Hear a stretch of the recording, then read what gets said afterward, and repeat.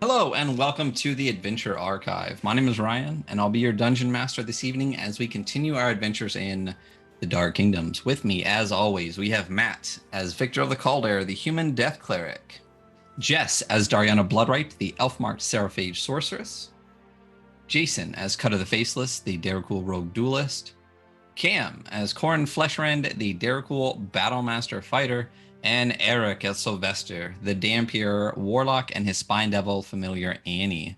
The Dark Kingdom space takes place in the Midgard setting, which is published by Kobold Press, so you will notice some differences in some of the races, classes, features, and whatnot. And please be aware, this is an evil campaign containing evil-aligned characters in a dark fantasy setting, and as such, may not be suitable for some audiences.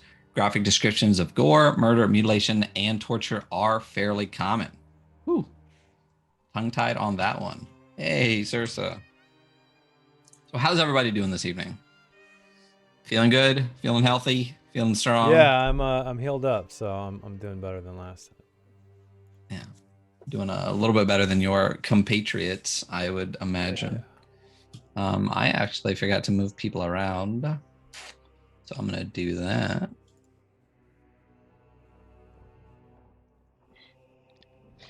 Doing well.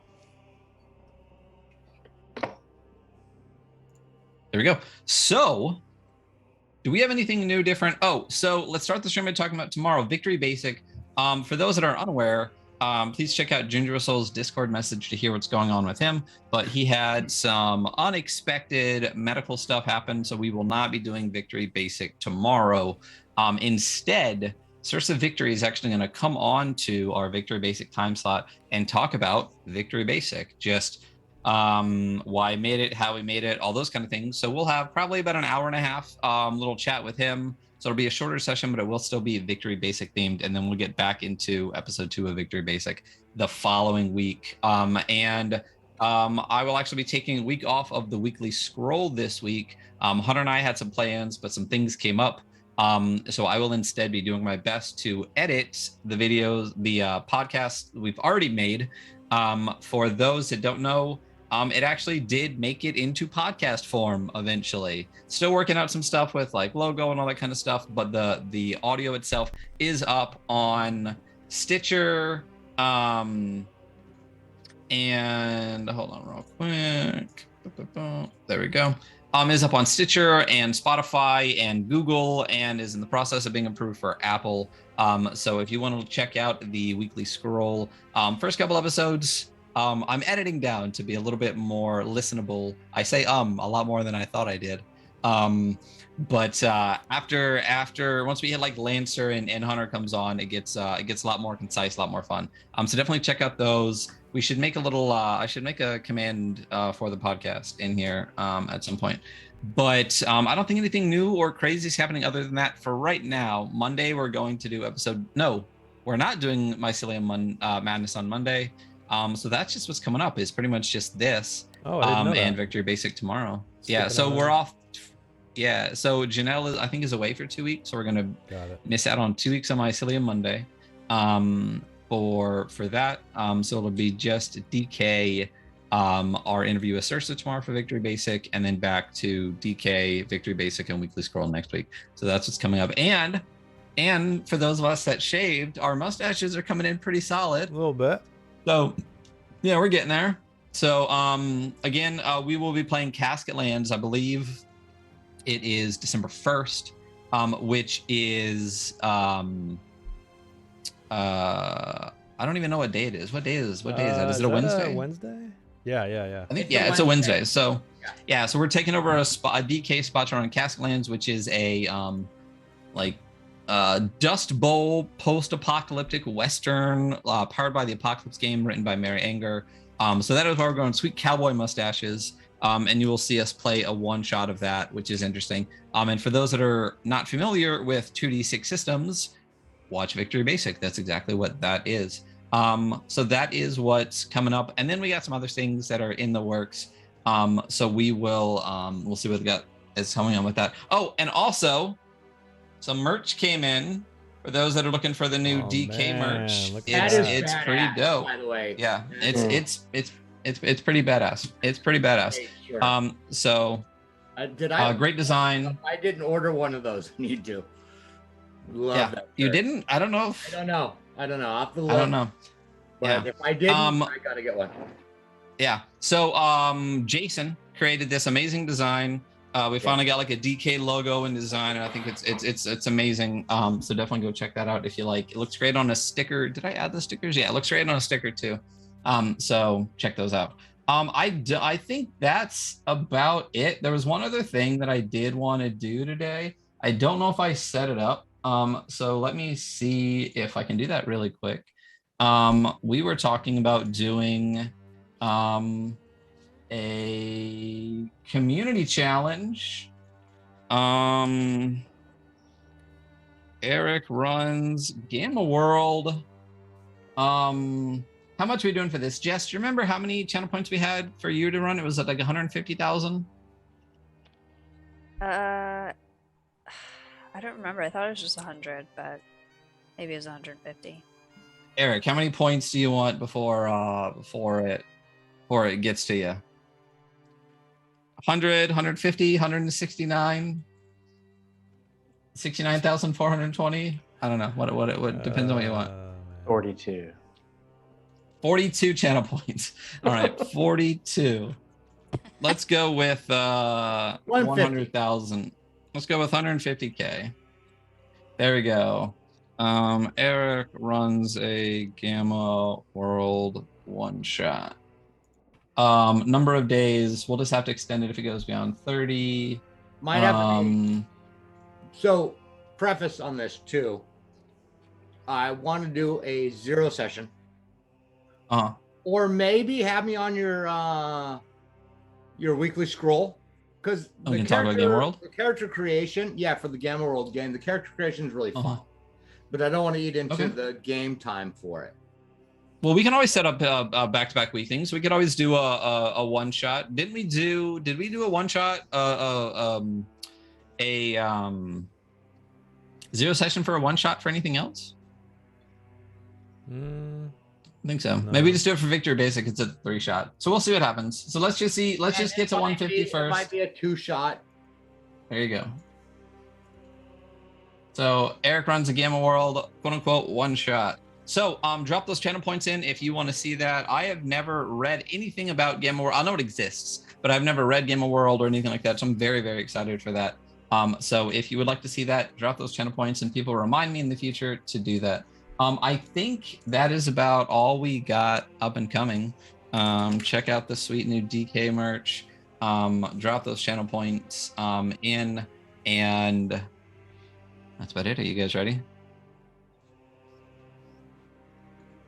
Awesome. So let's set the mood with the right ambiance here. Put on Lost Mine. Yeah, we'll go with this one.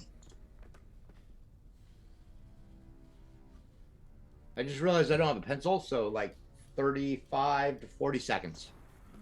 Cool, that's fine. Eric, real quick before you leave. Pencil. I mean, I run the D&D Beyond and Roll20, but I don't know. Before you leave, Circe asked, are you running Classic Gamma World or 4E? So I love both, but I'm probably gonna run the 4E, only because the character creation in that it's a 4E's light, but the character creation in that is really fun. So I thought that'd be a fun way to go if you're familiar. Gotcha. But I grew up with the basic, the original, and I love that game. But I've got the 4E version, but it's a 4E light. So if ever that's familiar with 4E D&D, don't get intimidated. They kind of pared it down a little bit. So Gotcha. Yeah. All right. So I will do the recap as you're grabbing a pencil. Cool. So last time on the Dark Kingdoms, you had all made your way to the Dragon's Graveyard there at the behest of Narosane, the last king of the Darakul, one of the final self-pronounced king/warlords prior to Tondril the Bonebreaker combining the entire disparate Darakul community into what is now the Ghoul Imperium. He lost his staff of the underworld, which not only is it power to him, like actual power, but a symbol of his status. And he told you if you were able to retrieve that for him, then the allies that he has spread throughout the Imperium, including in Vandacool, which is where this ritual you are all trying to stop is taking place, the allies that he has would feel more emboldened to help him, and they're actually help you infiltrate the city and try to stop this ritual. So it is being held by a cave dragon known as Gondicap in a narrow, kobold and apparently trap-filled place called the Dragon's Graveyard. You made your way to this location and very, very quickly found out that the corridors are kobold-sized and kobold trapped. You've made your way short distance across many perils, most recently running into some ropers that looked like stalactites hanging from the ceiling. Battled for quite a while to defeat them, and find yourself bloodied and bruised and catching your breath in that corridor. So when Eric gets back, what would you like to do?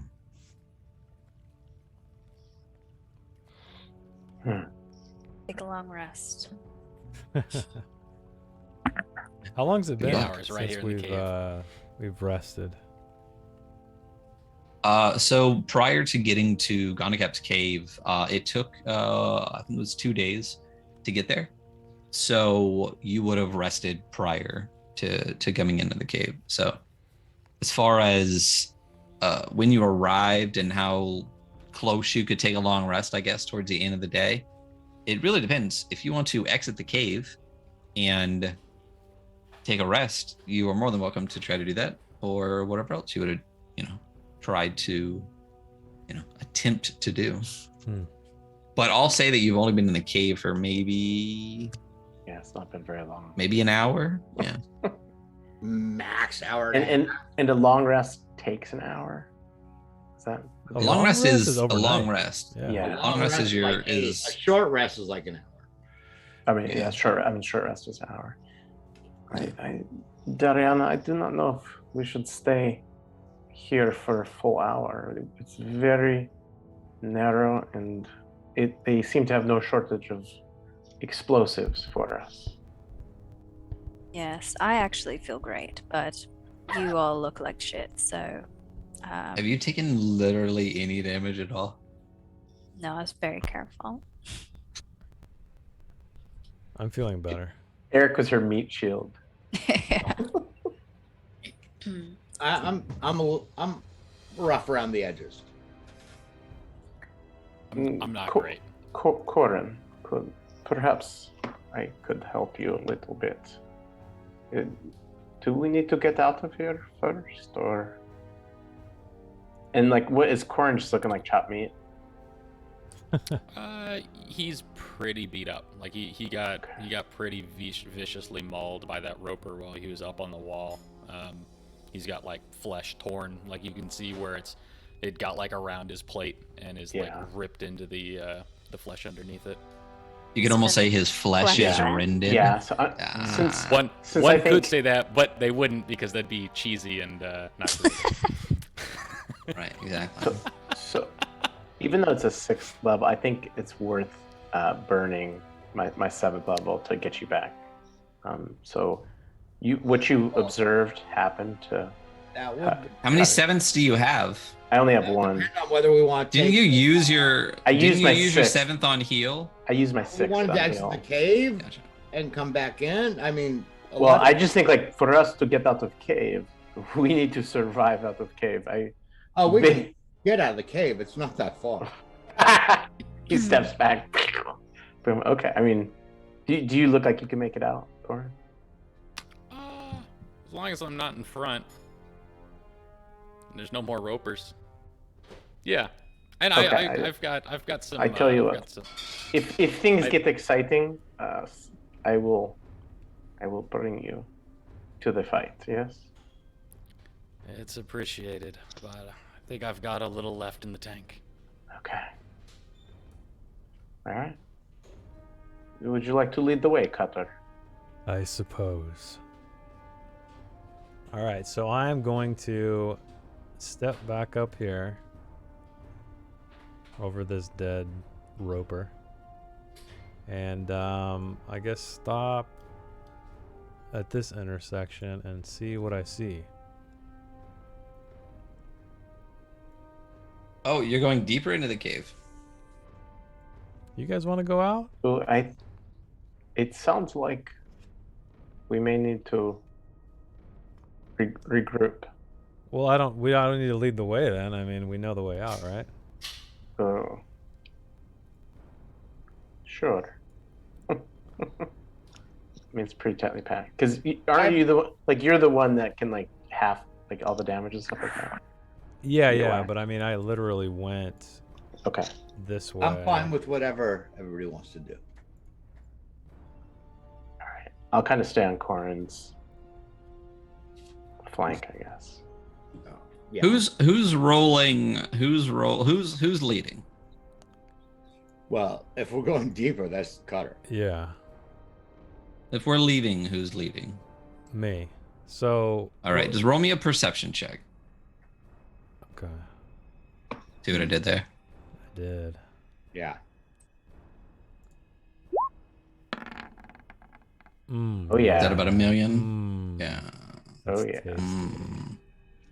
So, as you are making your way out of the cave, I'll just say you remember your path fairly well. You remember where the trap was. You can actually see these kind of slimy areas across the ground where you dragged your meat.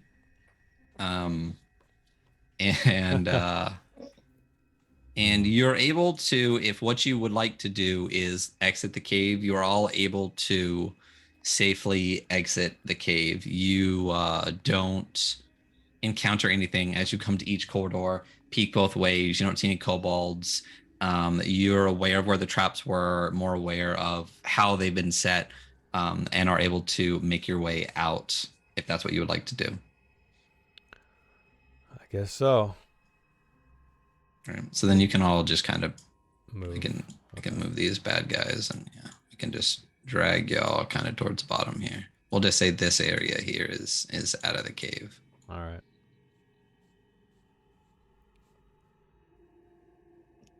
So and this I'm just going to Yeah, I just threw it off the screen. So no, I'm just gonna put it to a different layer. I should just add one of those to every freaking map, just on a GM layer or something. So I can just drag it over. So you successfully make your way out of the cave. How far away from the cave would you like to go?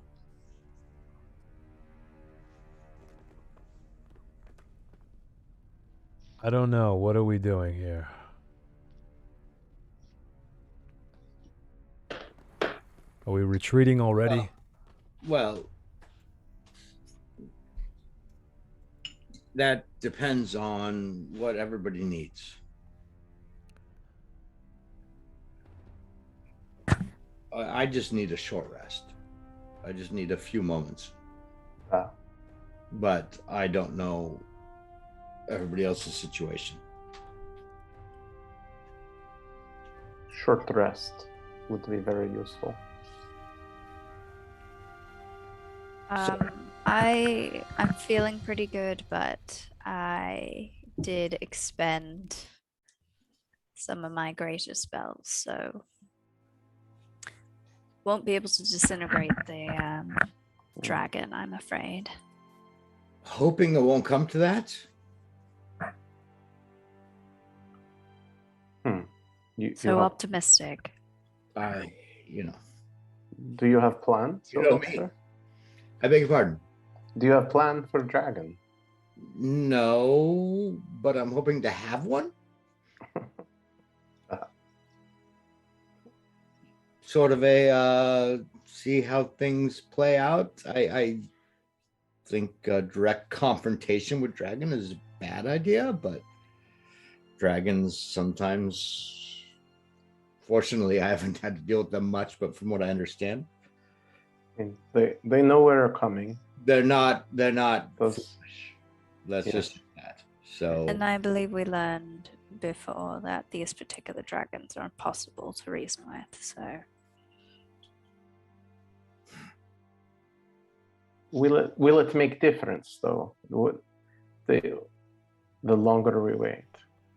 well, I just need a few moments to gather myself.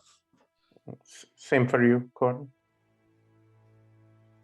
It won't make much of a difference. What do you mean you can't But use all either your way, hit Well, dice? because you can use. Time to Yeah, go you can back. use all your hit I can dice, I can right? I can second wind and heal, and yeah, I can just use Yeah. use hit die. And Sure. I'm fine to go back in as well. I just thought, Are you telling me we walked all the way back here all to the decide way, we're gonna go walk all the way back? all the way 100 yards. I thought you were like, Wasting time. It went so well first time. Perhaps we take second chance. So, are you guys gonna roll hit dice? Yeah, I guess Well- we're short resting. We might as So well. are we short Yeah. rest? Yeah, okay. I mean, it's like what, 20 minutes, 30 minutes? Like 30 minutes to an hour, depending. Yeah. Yeah. Yeah, it depends. I mean, well, depends on Yeah, sure. raw versus. Yeah, All right, I will short rest then. yeah. I mean, I will take advantage of it.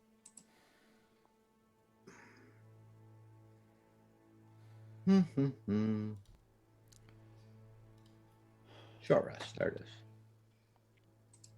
That's weird. Didn't add any. Oh yeah, it didn't for me either. Didn't show up. Oh, in the because I have to VTT. roll hit die. That's why. before we short rest, can I use my second wind? There we go. What? It only Okay. rolled me one hit die. Wait, I thought I clicked on a bunch. Yeah, I clicked on a bunch too. Did it I just think roll you that's one? just a tracking thing. I don't think it actually rolls that many, which is kind of stupid. Oh. So what do I do? Do I have to do Just it? gotta keep clicking roll hit die. Yeah. Okay. What? Right, Ryan. Can I say before we short rested, can I use second wind? Sure, absolutely. Okay. Yeah. Do you get it back on a short rest? So, Well, then, yeah, of course. Okay. So wait a second then. Oh, there we go.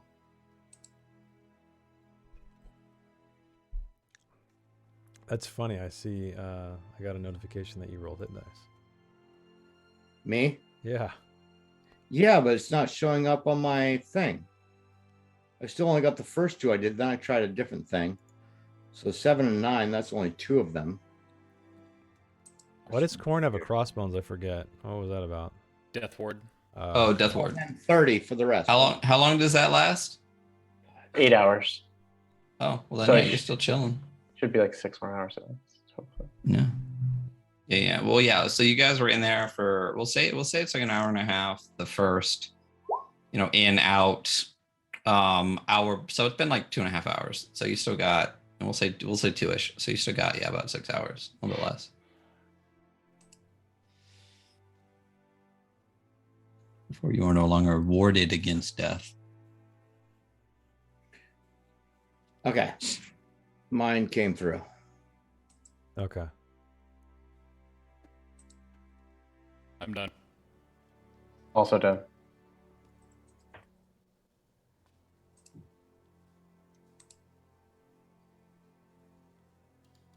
Are we all ready to go back Everybody? in? Is everybody finished? Yeah, I'm done. How many Give hit me like a points few does seconds. everybody have right now? I'm max. I'm back maxed out. I'm not, but I'm pretty close. yeah, I was. Terrible hit. dice. Terrible hit dice rolls. Yeah. 34 uh, on 60 10. So I hate hit dice. I think they're stupid. Yeah. Yeah. Going forward, if you guys just want to take the average as opposed to rolling, you're more than welcome to do that. Yeah, and then just burn it. Um, Cool. and if you want to do that now, I'll let you can just figure out what the Okay. average of 60-10 is. What is the average on a D10? Is it like 5.5 or something like that? That's a good question. Oh, I'm a It'd be D8. 5, right? It should be 5 Yeah. plus whatever the bonus is. Yeah, it's 5.5. Is it? Because you 5.5? round You can down. round You that up. round down. Yeah. So, Oh, true. 5. Let's say 5. So if you'd rather just take the average of that plus your cons, that's fine. Actually, I rolled okay, so I'm fine. So I can get another 39. And how many did you get if you didn't take the average? No, so the average would have been 73 plus 8. No, that's not right. I It would have been 50 plus your cons and stuff. yeah. Oh yeah. So that was right. Yeah. So yeah. So I would have gained. I rolled on 60-10 plus 18. I rolled 34. So that's a little bit 34 better to just take the average. versus Yeah. 90. Yeah. Yeah. Yeah. If hit dice 55 exist in the swing. game, then we can just do that. And don't forget also, if you have any healing things, healing potions are just max healing potion, because it's stupid to me that the potion makers in this world just for healing potions are fucking terrible at their job. And apparently the potions are very inconsistent in the amount of healing you get. So I believe in the new in the bag that you guys just remembered all the contents of, there is one healing potion in there, and it's a regular one, so it could be 10. And if anyone has any stored away, those are also 10. Don't forget. And it is an bonus action to drink one during your turn, or an action to feed one to somebody else on your turn. Those are and don't forget also, when you long rest, you only get half your expended hit dice back. Or is it half your total hit dice? I thought it was all. You get half? No, yeah, you definitely don't get all your hit dice back on a long rest. You get, I can't remember if it's half your total or half your expended. You add together hit dice, blah blah blah, da da da. Yeah. Half of your maximum. Half your max hit point. So if you have, you guys all have what, 13 Yeah. hit dice? Yeah. So you regain 6 on a long rest. So if you spent more than 6, you only get 6 back. So you'll be a little bit low on a long rest. But I think in Beyond 20, when you hit the long rest button, if you did that, if you rolled all your hit dice in Beyond 20, it should only give you half yours back anyway. The Beyond 20 character sheets are pretty great. They did a really good job with that. Yeah. They did. They I did. just- a good job. Now just give us PDFs with the fucking physical books we buy, and we'll be set. So, what are you doing now? What is your plan? I'm going to head back in. I'm gonna follow. All right. So So- we are going to reinitiate where your token is where you are. So I am Stay- retracing my steps, basically. That's what I'm Mhm. doing, which was this Gotcha. way. And I'll keep an eye out in case anything, looks different. I know there's little bastards wandering around. So if you want me So to we roll probably and want find- Yeah. to perception as soon as we get down into the cave, because we did give them time, and we didn't kill Yeah. any of those kobolds that got away from us. Yeah.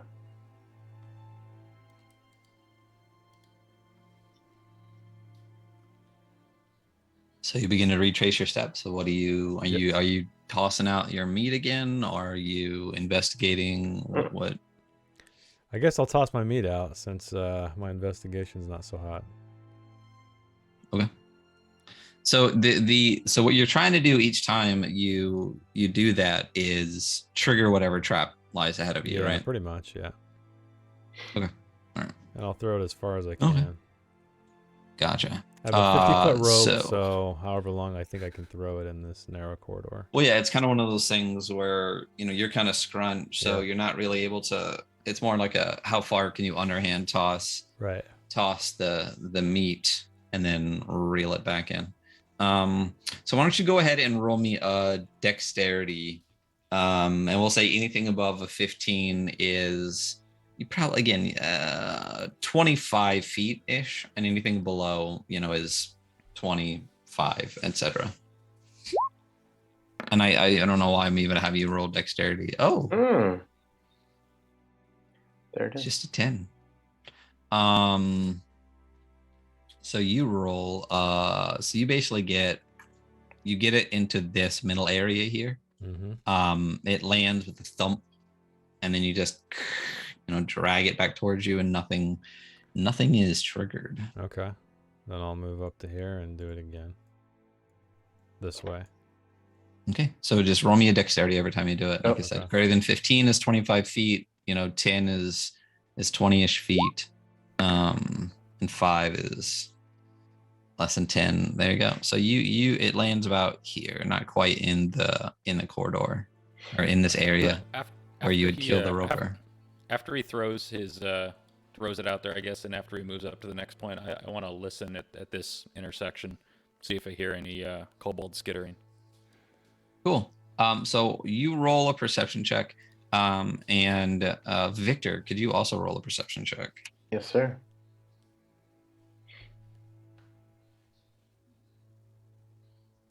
Oh, and Ariana as well.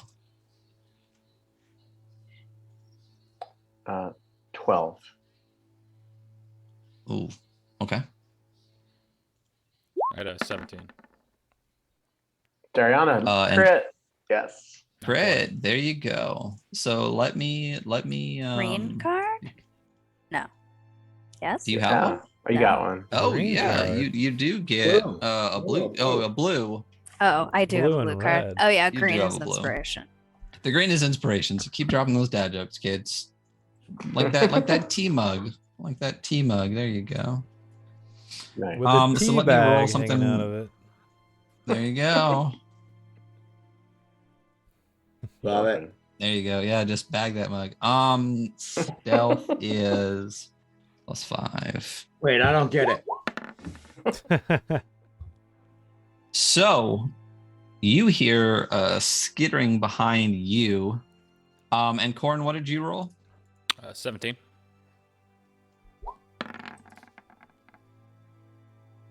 You hear a skittering as well. Both of you at this point turn just as you hear this footsteps racing towards you.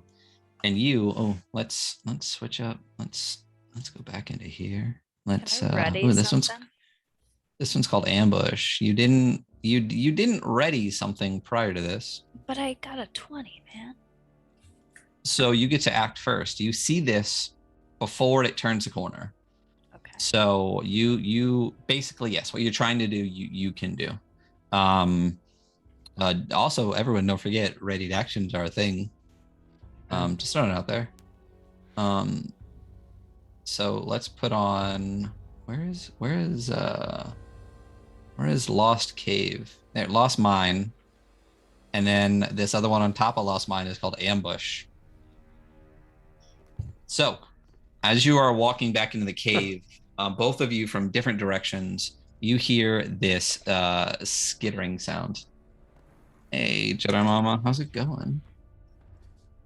And as you turn to look in the direction of the skittering, you see these two kobolds turn the corner, but you're prepared. Is there something you guys would like to have readied prior to these kobolds making away? Because you're looking right in the direction. Do I think when it gets around the corner, it's going to be in my range? Based on what has previously happened to the party, which is them just kind of showing up and chucking stuff, I'll assume that you don't assume that. I'm gonna firebolt the one directly in front of me. Okay, so Yeah, roll I'm- roll your attack for the firebolt, and then Corin, what are you doing? I'm going to ready javelin. Okay, so as it turns a corner, you hear the skittering, you know, and then you just want to chuck the javelin as soon as you see a kobold. That's right. Go for it. Why don't you roll me an attack for that? Did you crit? Did you crit on this kobold? Yeah. Bro, just kind of fire. I don't think your crits are turned on to do the max damage. So you would actually do, how much is your firebolts? 3d10. Oh, yes. So you would Uh, auto do That's a 13, 43 plus total. yeah. 13. You would do 43 points of damage. That's a dead kobold. Come Yeah. on. For those, real quick, and Corin too, for in your Beyond 20, if you go in there and do more options in your extension, if you go down to critical hit and you do homebrew perfect rolls, that will give you a roll plus your entire dice, which is our rule. Critical hit. So make sure everybody has that too. So when you crit, Got it. yeah.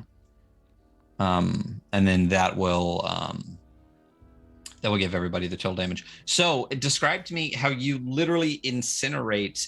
You also get a brief visual. This one looks very familiar to you. It is the one that previously chucked a ball of alchemical fire at Sylvester.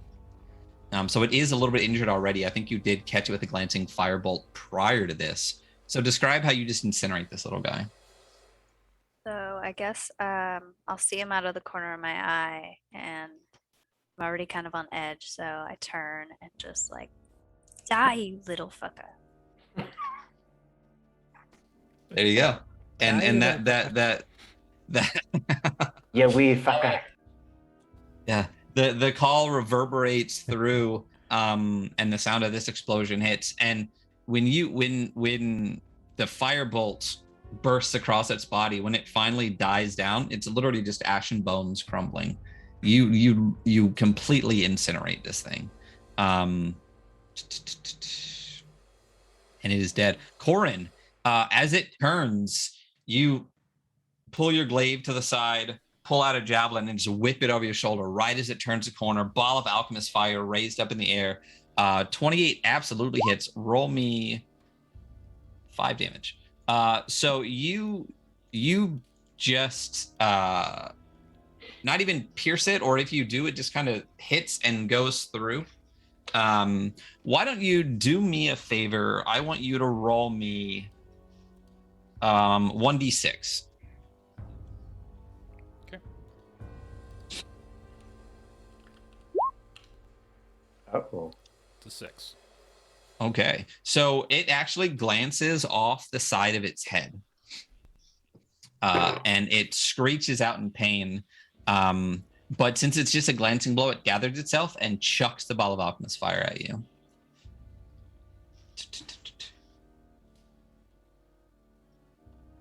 Let me just get. Ooh, does a 23 hit you? 23 unfortunately does. So you are struck by the alchemist fire, and you take. Wow, 2 1s and 2 4s. You take 10 points of fire damage immediately, and you are caught on fire. And you know from previously, I'm sure at some point, I'm sure Sylvester told you about this. This stuff is like napalm. It is a sticky gel that is coating you right now. And you're lit. What do you want to do? He's gonna hit the floor, hit the ground, and as in the calmest uncalm voice, a little bit of assistance, please. Stop, drop, and roll. So That's my assistant. yeah, so Okay. Try to so help. roll me a. You can't even get to him. The only people that can get I to know, him right that's now why I are said Sylvester stop, drop, and Cutter. roll. That's all I can Yeah. do. Unless you race around the outside. I'm still a little bitter Cutter, about him biting me, so yeah. yeah, you hear this behind you as you're making your way forward. You know, as you draw your meat back in, you kind of hear this skid. I'm not even gonna have you roll perception. You hear this skittering sound kind of coming from behind you, and as you turn, you see this new ally of yours, this fully armored Darkul, pull a javelin out in this small space and just kind of thread it out away from him. And then suddenly he's just enveloped in flame. So roll me a dexterity check, Corin. I'm a bless this one. All right, let's bring up those blesses. And Jax just dropped by and dropped a bless for Jess as well. Yeah, that's probably not gonna help. So that brings Jess up to 3. And that takes Corin down to 1. So it's a total of 10. So that fails miserably. So as you drop to the ground, you just kind of drop to the ground and don't really are more like kind of panicked this first time you're trying to put this fire out. So you take another 4d4 points of damage. You take an additional 11 points of damage. Would anyone like to assist him in any way as he's rolling on the ground, probably screaming, burning? Oh, and Jedi Mama dropped you a bless as well. Thank you so much, Jedi Mama. I think I did assist We're him. back to 2. Mm. Oh, your assistance was to tell him to stop, drop, and roll. I'll say it. Wow. I'll say it requires a little bit more than just being like, Stop, "Hey, drop, you and might not roll." want to be on fire." You might want to put that out. There's probably just slightly more assistance than that. So, Cutter, you see this guy now on the ground, burning behind you. Sylvester, you see this burning in front of you, and everyone behind you. You heard the glass break, and you see the flames past your friends. Does anyone want to do anything else before he attempts to continue to stop, drop, and roll as instructed by Sylvester? Fine. I'll try and like pat him out and kick dirt on him, and third pat. I've been Dirt Okay. pat. there. Dirt pat. Dirt So pat. you can attempt to put out the fire on you with advantage this time. So roll me a dexterity check with advantage. 19. All right. So you are able to, as he drops down, throw some dirt on you and helps kind of, put this fire out. You're able to kind of scrape enough of it off and roll, drop, stop, and roll as instructed by Sylvester to put out this fire. So you do not take more damage. You are just, burnt, crispy Daracool. Thanks for the moral support. And Cutter, were you just kind of sitting back watching? Yeah. I was kind of like hypnotized by the flames. You know how that happens sometimes? There you go. The least, Yeah. the least I could do. All right. So, as you're collecting yourself back again, Corin, well, at least Dariana knows that she completely incinerated at least one of the kobolds in this area. What are you all doing now as you gather yourself back up and tend to your burns? Can I tell? Oh, he knows that guy's up to the right. Did he run away? The one up that threw at Corin? Oh yeah, as soon as he did that, he fucking bolted. Sorry. Say, well, let's. All right. I think you cut out a little bit. I didn't hear. No, I muted myself halfway through my sentence because I realized he wasn't there. Corin's going to use his brain a little bit, realize he's probably not going to be able to use his glaive in these quarters, and he's going to sling it over his back and pull his shield onto his arm and just carry a shield and a javelin. Okay, all right. Anybody else doing anything? Victor is going to poke his head like around the corner to take a glance at that charred pile.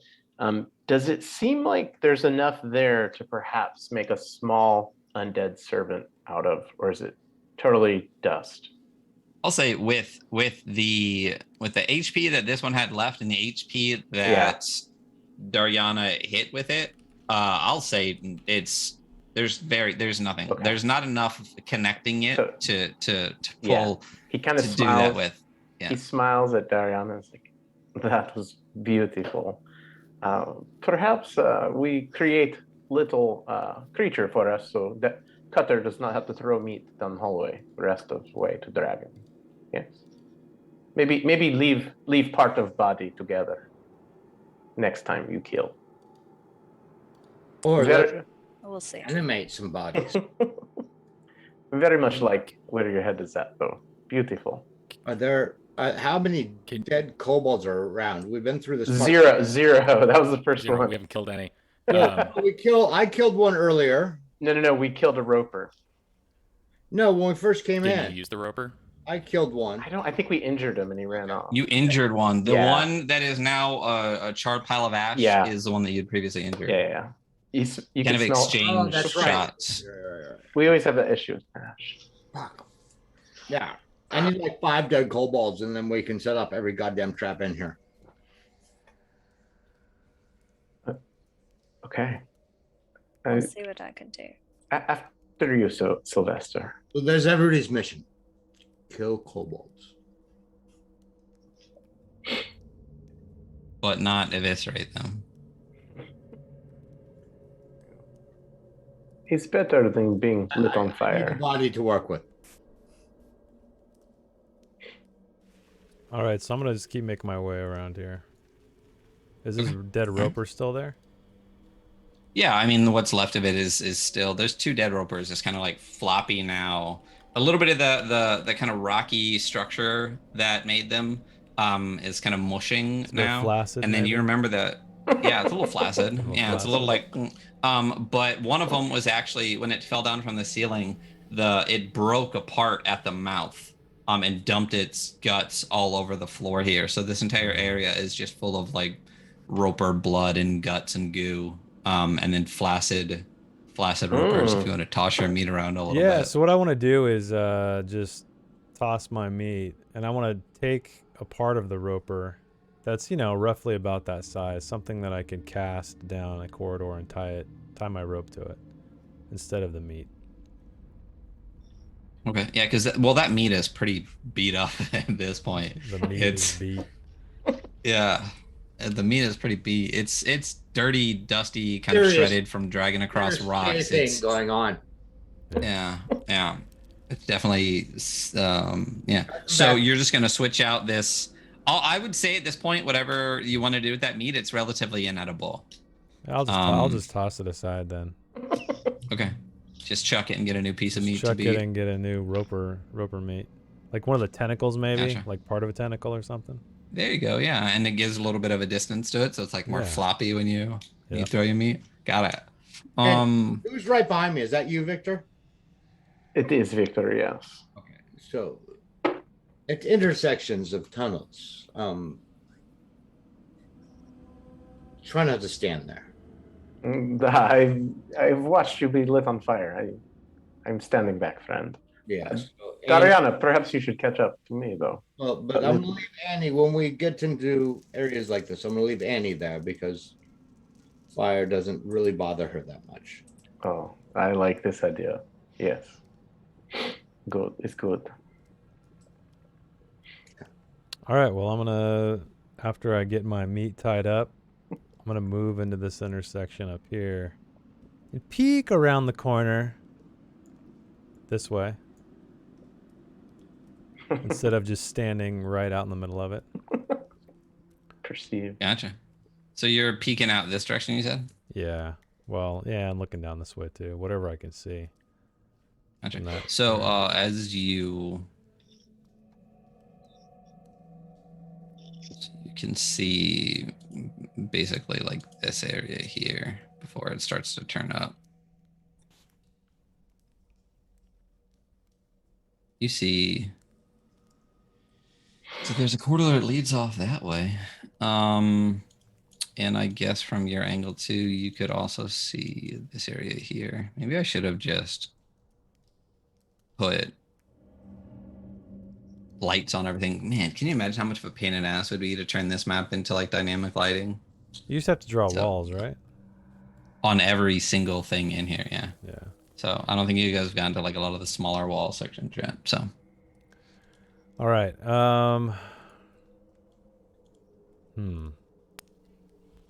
I think we're safer if we stay along the edge, less angles for the enemy. Good idea. So one thing that you do see as you peek down this corridor, though, is a bit of a glow glow coming from this direction here. It's like a golden glow. Is it flickering like torchlight, or is it just this persistent light? It's more of a persistent light. Oh. Can I ready something? Sure. You can always ready something. Okay, I'm going going to ready, I guess Eldritch Blast. If I see any kobolds like rushing towards us. I'm gonna follow Okay. her. So if you Also ready an Eldritch Blast. okay, all right. It only took like 4 hours of dungeon time to start Whatever. to ready actions. Whatever. But you guys are killing it now. So we got 2 Eldritch Blasts ready. So if you see a kobold, you're just gonna blast it. Just gonna start Well, blasting. if my friends aren't in the way, but yeah. Yeah. Well, yeah. You're not gonna target. I understand what you're trying to say. I mean, in this Um, campaign, you might actually need to clarify. You know, I know. I feel like Ryan would be like, "You said." You said Yeah. You just start blasting. finger gun. Everybody duck. Let's empty out for no reason. Let's just empty out the turn order. Oh, nice. Actually, for no, For I'm no- not even for no pretending reason. this time. For no reason. I always forget. I wanted to dismiss it instead of have it sitting there kind of opaque. So I emptied it out. So you people see a glow coming from this direction. At the end of this corridor, it's just goldish, kind of consistent glow, not really flickering like torchlight. And I you send your little creature in, and might have a better chance of not getting spotted compared to us. Are you talking I'm to me? talking to you, the person talking to behind me. me. Well, her The name is, blonde one. I don't remember your fucking name. well, my name's inconsequential. I've had many, but her name is Annie. But Annie, then. Yes.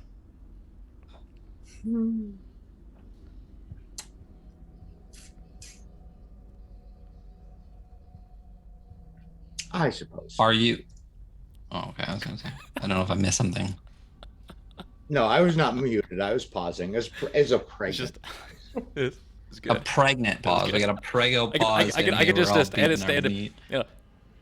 I was Look behind him and communicating ask- with and you- I was and you just- and you communicating just with stand Annie there. telepathically.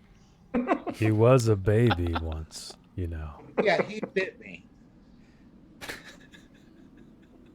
He bit me. So Hmm. not quite whatever. I don't know this fucker. But he's not important. So yes, for the greater good of my friends, I will go ahead Good. send Annie around the bend. Are I'll you? map that out. Which for way you. are you going? I'll show you. So I'm gonna bring her up to here, right in front of Cutter. Okay. And then kinda right about there. Wait, why isn't alt working? There we go. Right there. Okay. So as she gets here, you do, see down this corridor back to the areas that you had previously seen. And what she can see kind of where she's at right now is into this chamber. You see what appears to be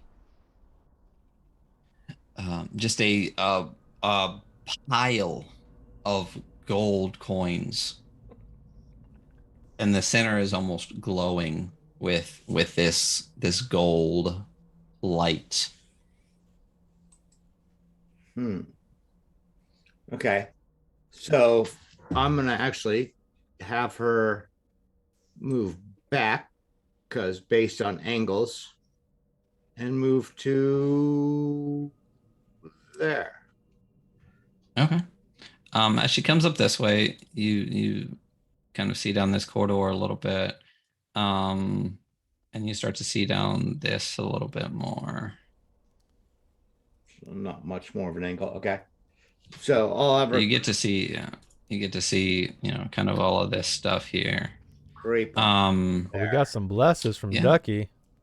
Oh, Thank yes, you. I think there was a didn't pay bunch attention. earlier too from Mama, Jedi Mama. Oh, we missed some. Oh, did I miss some? I saw Yeah. Corin. I did not see one from Victor. Yeah, so And let me, I think let me add Jess, those in too. real quick. Well, I saw Corin's. Are you growing Oh, a and I saw mustache, Ducky? Jax's. Oh yeah, yeah. You better be. Better be. All right. Let's go to this audio. I just want more. Eric, did any of us see you get nibbled by Corin, or just you? It wasn't a nibble. Ducky. Ducky, didn't you say you were gonna? Are you guys necking over there? Like when you complain about it, do we think you're overreacting? No, it was like during the battle when he was still the Yeah. guy. Okay. Ducky forgot the mustache pact. Ducky, I thought you were gonna play Casket Lands with us and shave off to do Shy. Movember with us. That's great. Let me just add one to everybody from Duckster.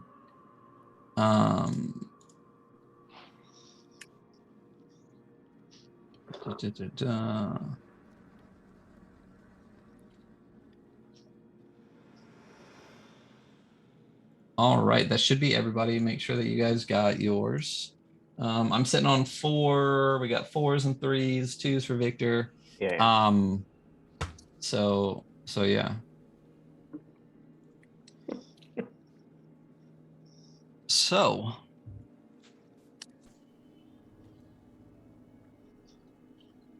oh yeah, so you see into this area. Why don't you roll me? Is she trying to be sneaky?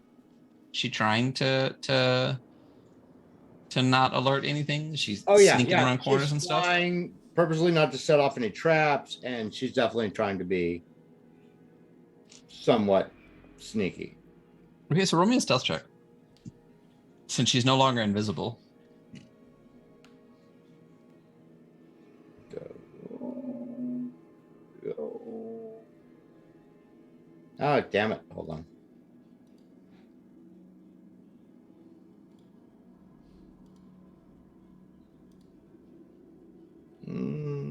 Stealth.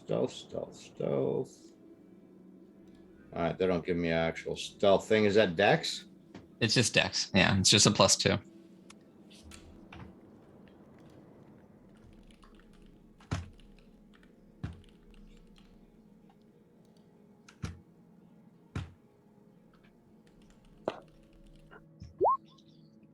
So not very stealthy. Okay. All right. So as she turns this corner, she actually sees into this area quite a bit, and what she sees. We'll do. Not too worried about some of this stuff. Let's do this. We'll just open the pit. She sees this, but as she kind of flies forward, she is seen by a number of kobolds kind of standing around the area who flee back into the dark. Okay, is that away from her prying eyes. And what she sees in the middle, as she gets closer and sees all those kobolds, again, is this giant pile. It almost looks like a dragon's hoard. It is just this gleaming, shining, glowing pile. Something in the middle seems to be glowing out from amongst all of these gold coins, just filling up this entire area. almost like a dragon's horde or a dragon's horde? Well, I'm not. Yeah, he's like nudging it is a you giant right now with pile his of, elbow. Right. It is a giant pile of coins. All right. A giant pile of gold coins is what it looks like to you.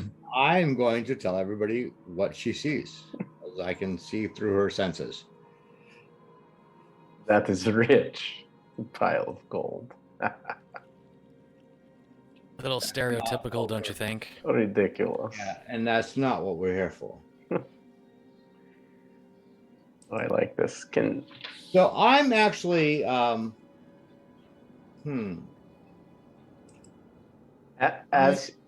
did you tell us that there was kobolds also? Yeah, and they retreated off. I'll tell you everything. They were on entrances, they retreated off, big pile. Okay. When he says that, Victor kind of pokes around the hallway this way and has has Toll the Dead ready. Okay, so we got 2 Eldritch Blasts and a Toll the Dead ready in case you see kobolds. Okay.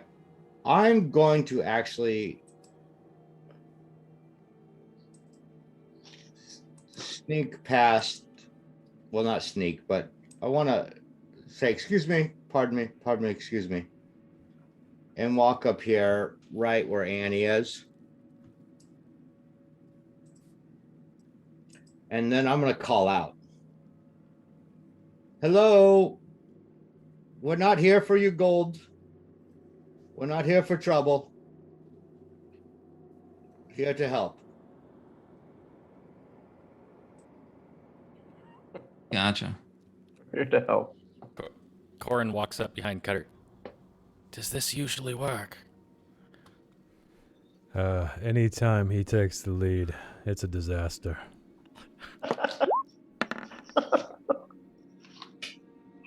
Dariana, roll me a perception check.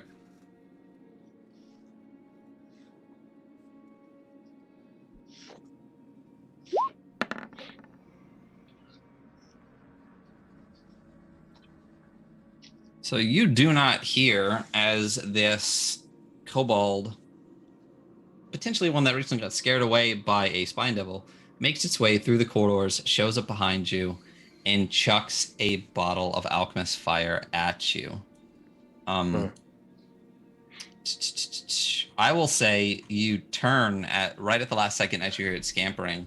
You do have an Eldritch Blast ready, so as the alchemist fire is flying towards you, if you want to fire off an Eldritch Blast at this creature, you can.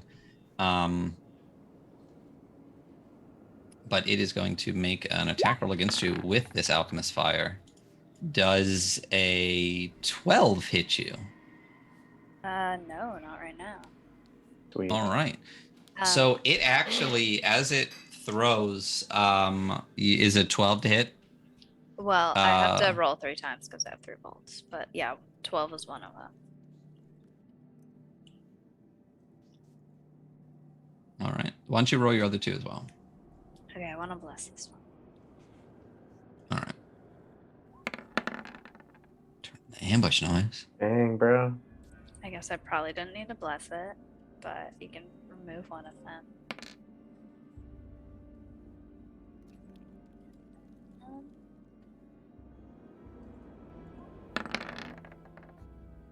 Nice.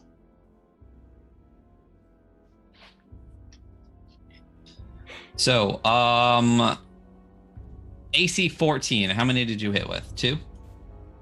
Yeah. For a total of 12 damage. So it runs around the corner, it reaches back, but right as the alchemist fire is leaving its hand, you turn at this sound and just instinctively fire off this Eldritch Blast without even thinking.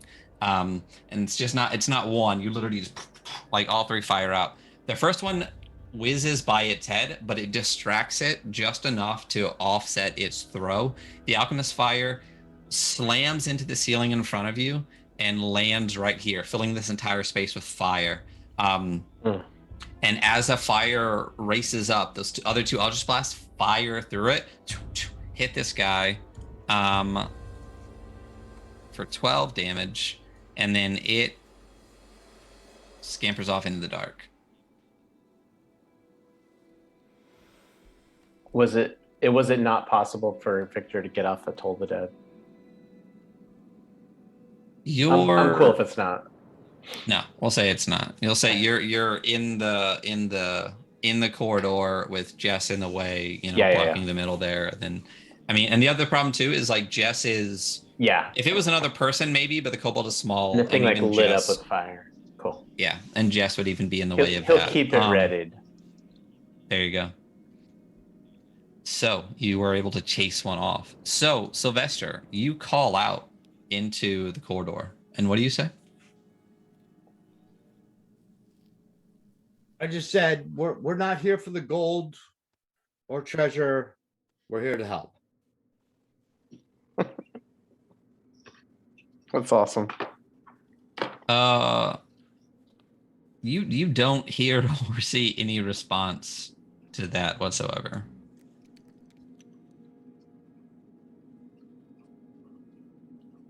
So I'll yell out again, louder. We're coming as a warning. There's an army coming.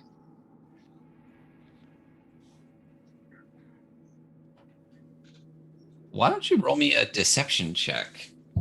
Glad. Clearly, there's not an army coming. Glad there's rarely an army coming. We've got you surrounded. That's clearly why we stepped out for 30 minutes.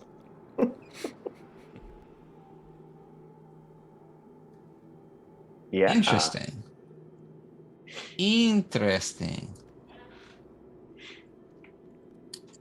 Interesting. So you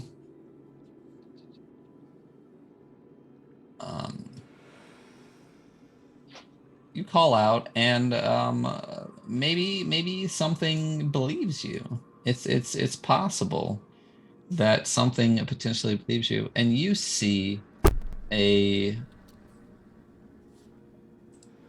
figure step out over here.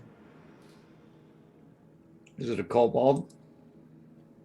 You do see a kobold, and the kobold looks like it's like this. Uh-oh. That's the one I wanted. Fancy looking kobold. Oh shit. So it appears to be dressed in this garb. It's got these headdress of a skull and this almost draconic looking skull as this massive waistband. And it steps out and it says to you, well, what language do these little fuckers speak? Wait, draconic. Before I say anything. You called out in common, right? So you hear this voice say, what army is coming?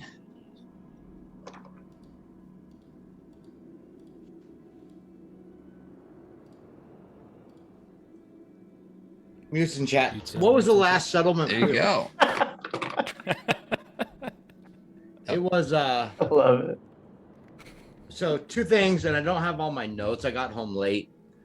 The last settlement we were in, but who was the woman we met? The kobold woman. Oh, shit. Hold on. It was like Vaja or something like that, Yeah. right? Vaja? Yes. Varja? It was Varja? Varja. The I one. had an R, Varja. Okay. Yeah. So, and And King Koto, maybe. he was. Was another bro. Yeah. But Varja was the batshit crazy. So I say, we are friends of Varja. I don't know if you know her, but many other kobolds. But we know that the Darakul are planning on sending many, many, many to come here.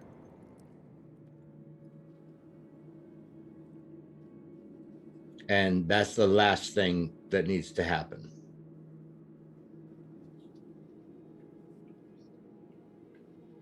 And how Are you can still you stop disguised it? as a Darakul? Are you still disguised as a Darakul? I am. And I'm going Yeah. to go ahead and drop that. Oh. You can't. Well, then I will cast Disguise Self on myself, which I can do at will, to disguise myself as myself. Gotcha. That's great. Great. Because if the Yeah. Jess, because she cast it from the book, can drop it for all of you, but you can't individually drop it. Thank Right. God. So I'll just cast Disguise Self on myself to make me look like myself. So now you look like a Dampier. Yes. Gotcha. Okay. I was- And you just hear it like squawk almost, and it's like But who are you? I have many names. I can list them all if you like, but that will take a long time. I would like it. Would you really like that? I would. Payback, bitches. I'm gonna take Asking notes. names. Yeah, I'm gonna take Yeah. notes. Well, Chad, Brad. I've been Hamish Afar, Sylvester Aldredge, Francesco Nasquil, Hamish Afar, Simon Clegg, Bill Beth Coldridge, Cassandra Rothstreicher, Brody Eldredge, Charlie the Yegg, Choli? Charlie the Egg.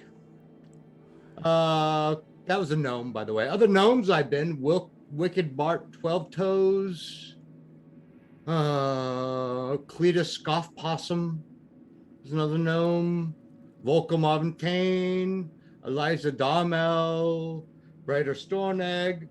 Oh, another gnome, Pockets McGurky.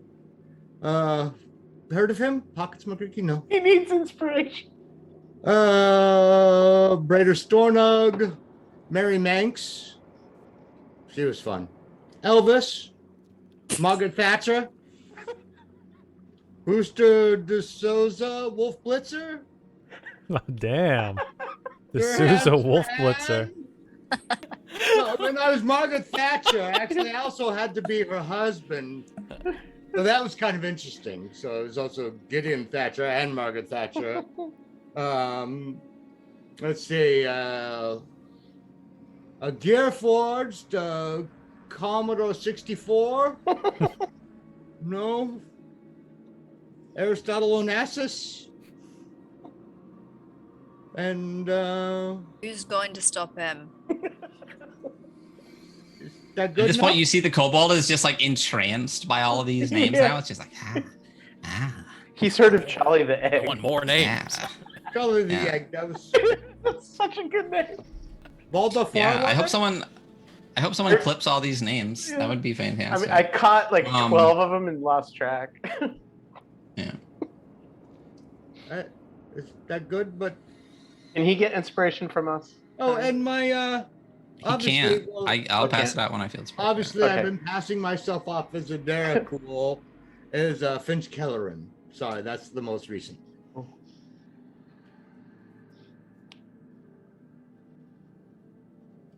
Wow. Suffice. Wow. You do have many names. Yeah, that's top of my head. There's probably others. And why would you help us? Well, as you know, it's by helping you, I help me. I'm not totally altruistic. And if I were to pretend to be so, you would know.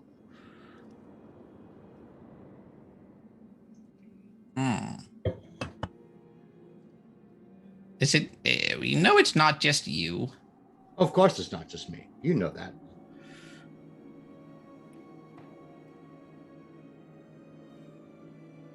All right. We will allow you an audience, but you must all come this way. I don't know if they can hear what happened. It's maybe pretty small. I me? mean, the entire distance from Yeah, you it's to pretty Daryana close. is literally like 20 feet. And me and that kobold are a good 20 or 30, so we're kind of yelling back and forth.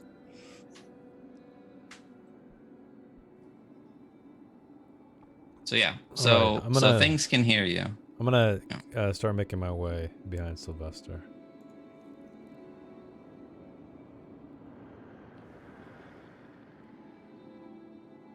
Okay. What is everybody else doing? Do we know the cave dragon's name, or do we just know it's a cave dragon? Yeah, you were told the cave dragon's name very early. Gone to cap. Huh? Gone to cap. Handicap? Gone to cap. Gone to cap. Gondicap. Okay, I was gonna say that's a weird name. It was Aristotle gone to cap. Aristotle Gondicap.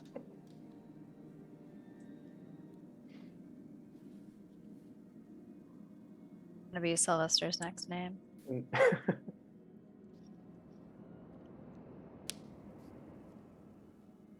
I said all of you must all come I- if you wish to receive an audience. have a bad feeling about this. Oh, Sylvester, I can't move with you here in the hole. I'm not in a hole. What? Oh. You're right there. Well, You're plugging the Sphincter. All right, I'll go ahead and I'll move Annie. I kind of like I'll drop a voice like, don't come all the way out, but just so they can see you guys are kind of here. Oop, Alt. You're gonna move up to that inner. Okay. I'll move up because I'm the one instigating this whole thing. But Yeah, actually, I'm not gonna you all walk. I'm gonna. coming into I'm this gonna. one room. I think that's a bad idea. Yeah. And the kobold actually says as you begin to step forward to make room, he's like, no, no, no, no, no, no, no. Not this way. Trust me. You down and around. I'll meet you at the other side. What other side? Where's she pointing? Can you do a Down. So she's pointing like downward as she does, and you see her disappear I'll go back again. into the dark. Yeah. So there ish. Yeah. Annie's actually going to go that way because that's what Annie does.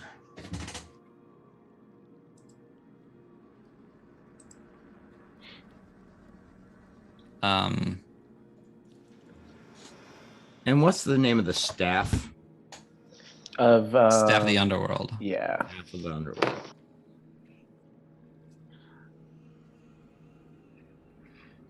We'll say that's what you see. Hmm. Okay.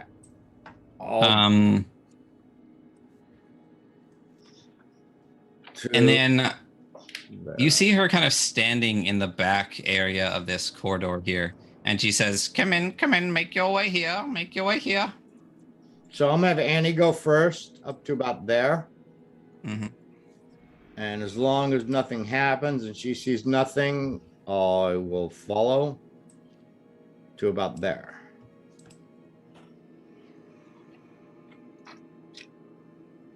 Okay. And she says, all of you, come here. All of you, in here. If you wish an audience, you must all be here. Corin's purposefully letting the other people go in front of him because doesn't feel like as the Daracool, and he just said the Daracool are attacking, he should be up front, so he's going to try to hang back. I think we all look like Jericho except yeah, for sure. Eric. The space is large enough. You must all be here. I can't see you all. Um, And as she says this, you see some other kobolds kind of tentatively, kind of like popping out of corners, like kind of like watching, just like nothing in their hands, they're just kind of like peeking around corners, kind of hearing and seeing what's happening.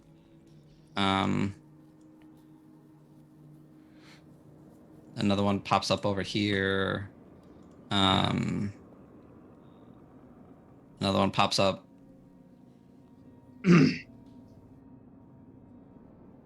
In this area here, let me open this up. You guys walked through all of this. We'll just kind of do this. You see them all kind of getting close, kind of surrounding you. But again, more just tentatively, like they're kind of like hearing voices. They're hearing this, whoever this person is, kind of calling out. And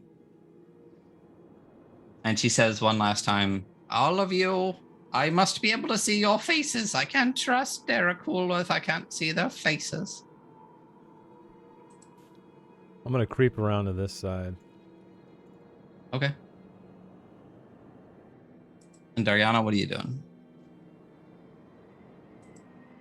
I'll move up to here, I guess. Gotcha. Oh wait, I guess we gotta get a little closer. will he let us get that close to him, like right up on him? Yeah. It's not good. And they say, so you request an audience just to help us with encroaching Daracool army, is it? Yes. So I see. I don't know how much you know of the politics of the Daracool. Much? Yes, no, otherwise? One thing I know is that you can never trust a Daracool. No. That's And she runs down the hallway. And as she does, you hear this clattering of bones. And suddenly, this red draconic face rises up out of the dust, red flame billowing off of it, and it opens its mouth at all of you. And that's where we're going to take a break for right now. Motherfucker. All right. You're right, Cutter. It does always turn out bad. Yep. I'm not done. Break its heart. Yeah, so we're taking a break. So we'll be back in just a minute if we're not out already. No, we're taking a break. And we'll be back in just a couple of minutes. Bye. All right.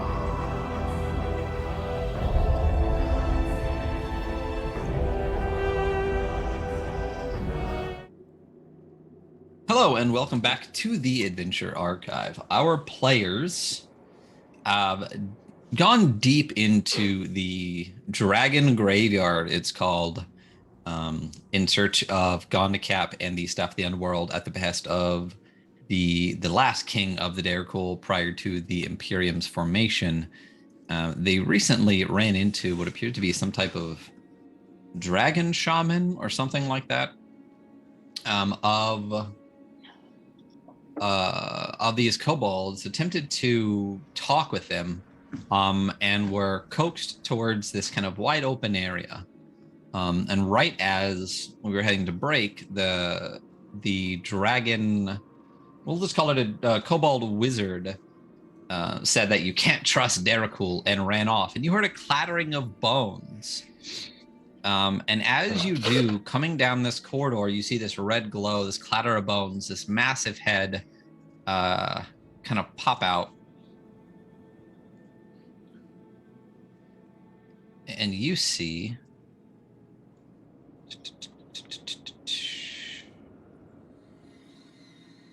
Holy shit. You see this rear its head towards you. Can our cantrips trip? Well, as you're attempting to raise your arms to blast your cantrips out, as its mouth is I opening. don't even do that. I'm just like Brown pants. Yeah. Nice. healer, Nice.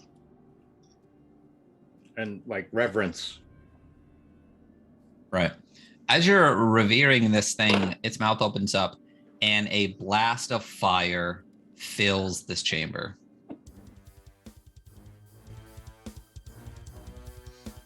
And everyone, because you are all in its way, helpfully crowded into this space, is going to take...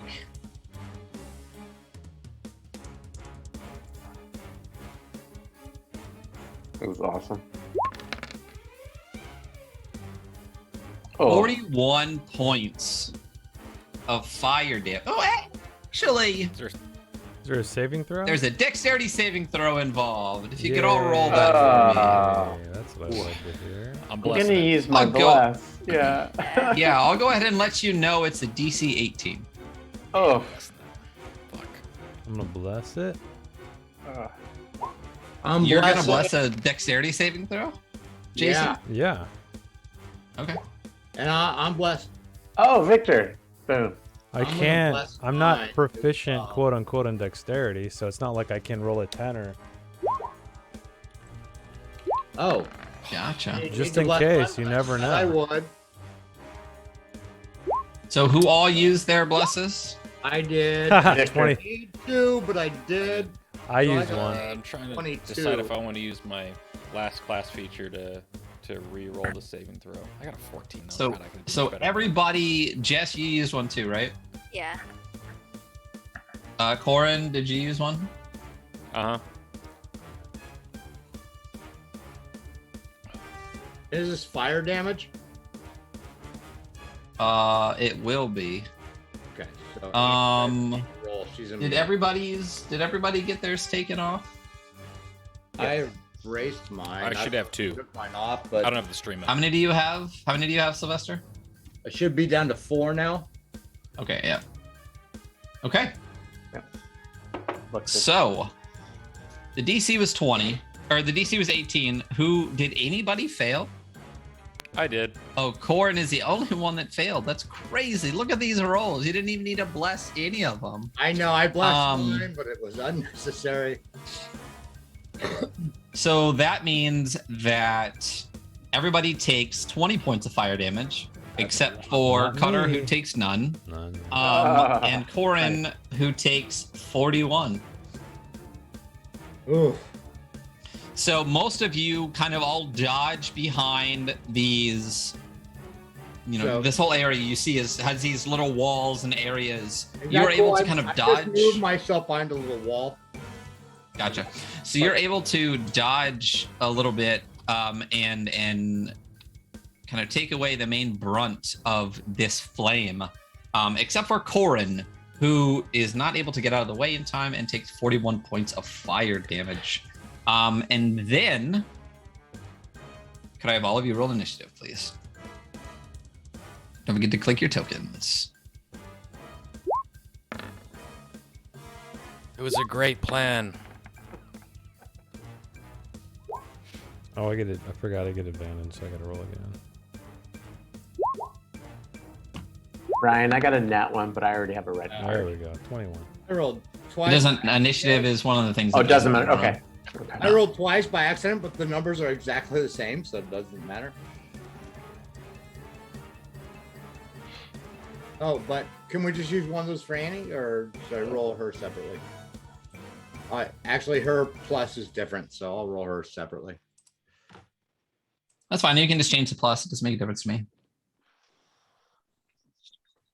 Let me see what the. Yeah, so Annie's a 14. I'm a 15. Gotcha. She's a 14. And don't forget, if you click Annie's token, you will roll her initiative. And this creature has a. I just rolled mine twice by accident. Was all. No worries. Ba-ba. So we got Dariana, Wizard, Dragon, Cutter, Victor, Corin, Sylvester, Annie. Is that everybody? Yep. Sounds like everybody? All right. So, Cutter. As the flame dies away, what you saw for a brief moment was what appeared to be a skeletal dragon wreathed in red flames. It looks like this creature should not even be able to fit in these corridors, but a glimpse as you were looking saw that the bones are actually kind of all squished in and appears to be able to change its shape and alter where its bones are in order to fit in these spaces. That's cool. Damn. So, with that brief glimpse of it, what would you like to do? And you said we can only move half speed, right? Yeah, so no, I'll let you in as long as you are in this kind of main corridor area, like the main space you're in now, right? Mhm. Oh, sorry, you're not in a wall. You can move at normal speed, but as soon as you go beyond like these places here, you will be in half speed. So like back here, you'll be at half speed. Basically, if you're in a tight corridor space, it's half speed, but as long as you're in this main area, it's full speed. So, Well, I'm gonna move as far. do you want me as to draw like a line around an area or yeah. something? Yeah, I Okay. guess so. All Like a right. box or something. Okay. Let me do a freehand. We'll do a bright yellow. So basically, as long as you're inside,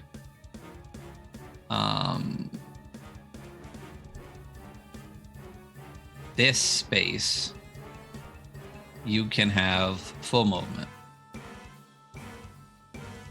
Got it. Okay. The other kobolds need a roll initiative. I'm they gonna need- say, I'm gonna go ahead and be super nice Mm. and Maybe say they that got cooked. once, no, not that nice. I'm gonna say that once the flames fired off, they all scattered for the most part, and we'll see if they come back. Okay. Oh, we didn't update the follower goal. I forgot that we had already hit our 400. We're actually at 411, and we did a giveaway on Victory Basic. So. What's up with this wizard? Is she just standing like right in front of this dragon? Yeah, she's literally just like, ah! Just like as the dragon skeletal form is like up over top of it. I'll put her like right here. Got it. So, let me know mechanically what I'd have to do if I want to just grab this lady and just drag her away. You could run up and grapple. And then I could, okay, so run up, grapple, and then would that be all I could do, or could I start pulling her back, or would it be just like a You grapple? could try to start pulling. If you successfully grapple her, you could. It's half distance while holding something like she's small, but she'd be fighting. So I'll say that you could move your half speed with her. Okay. If you would like to. And Gorgongon dropped a bless for Cam. All right, so that's exactly what I'm gonna do. I'm gonna move forward just that little bit. Grab hold of her, attempt to grab hold of her. So this is gonna be an opposed strength check against a tentacle kobold. Okay. Her strength is a -2. All right. I guess But I'm gonna bane your roll. You're gonna bane my roll? Yeah, for a 3. Shit. All right, I'm gonna bless it. All right, so it's -1. Okay, there we go. Ooh, you're down to 1 bless. Yep. Smoke him if you got him. So as you, describe to me, you're just running up and snatching her up. Yeah, I'm racing forward and just snatching her up, pinning her arms to her sides, whatever I can do mechanically. And I'm gonna start attempting to take her down this hallway as far as I can. Oh, okay. So down this corridor here is It's half speed already. So you got quarter speed if you're latching onto her. That's fine. So you got 5, 10, and then what's your total to speed? 30, I think. Or well, So what is it? 30. Yeah. So it takes you like 10 feet to get to her. So you're down to 20. You snatch her, and then you're down to quarter speed. So you can pretty much get there. Okay. So you basically tuck into, we'll say a little farther. You're basically, don't do that. So you're basically tucked into this space with her, grappled right there. Okay. All right. Can I do a? Let's see. Can I use my dash as a bonus action? Will that gain me any more distance? Sure. Yeah. If you have dash as a bonus action, you can move quarter speed. So a quarter of whatever 30 is. Someone can math that better than I can. 7.5. Half speed is 15. Half of that is 7.5. So you can go 5 more feet with her. 5 basically. more feet. All right, why not? I'll move 5 more feet. You get, yeah. So yeah, and I'll say that you can. Oh, you moved already. Just hugging that wall. To the And you left. have her here. Okay. Okay. All right. So, where did I discard the turn order somewhere? She's next. I see it. Still see it.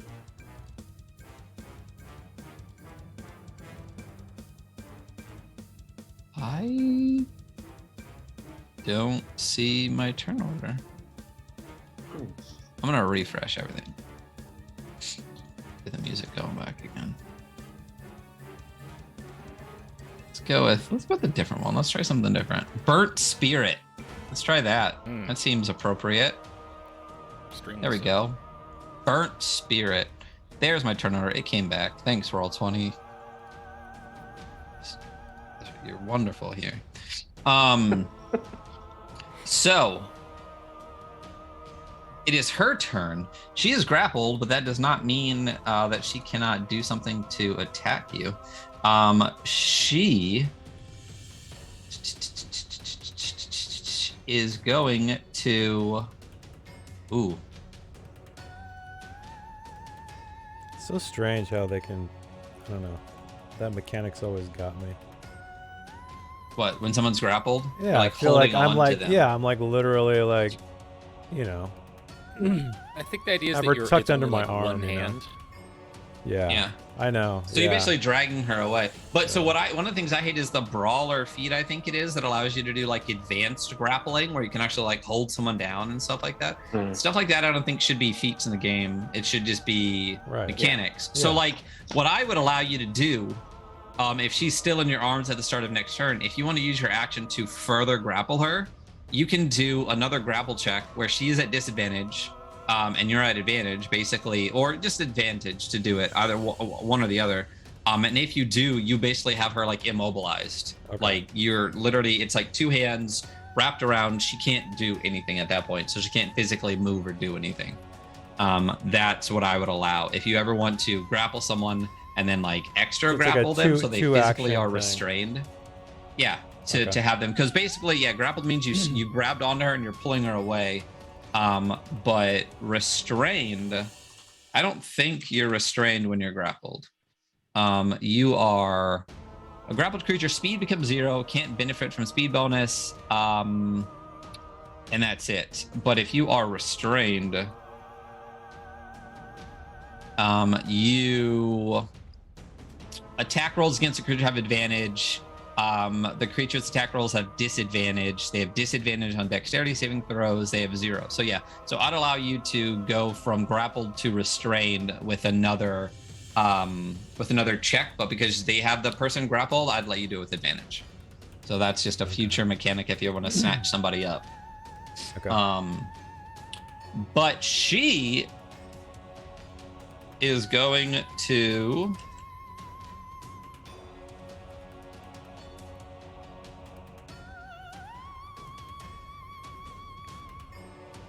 why is this not coming up? There it is.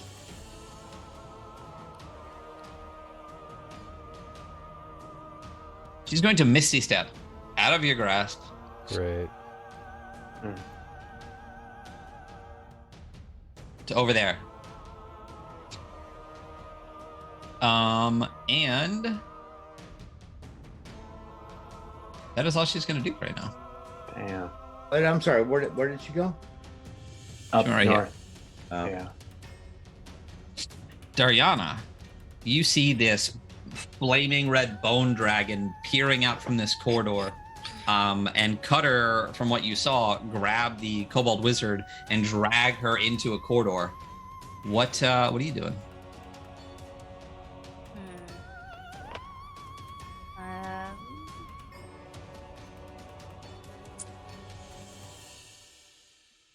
Let's see. I guess I'll Eldritch Blast her, or the dragon. The dragon? Okay, go for it. Yeah, I think I want to twin it as well. Okay. So it's 6 beams.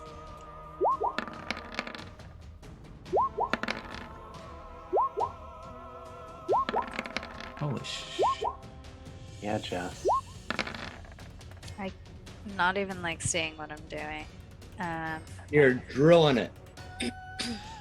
Wow, your damage is yeah, low. we'll see. You're blasting.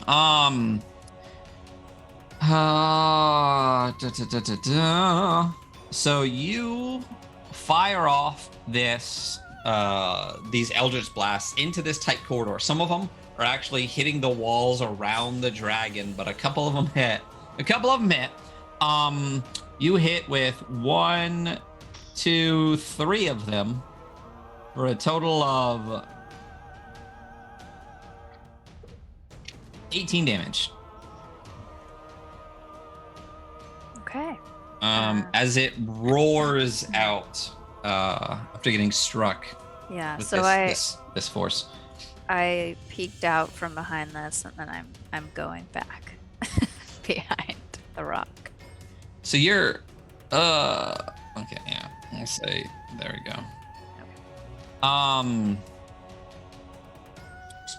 So and that's all you're doing? Yeah. Sylvester, you are up. All right, so I'm going to. Are we halved speed?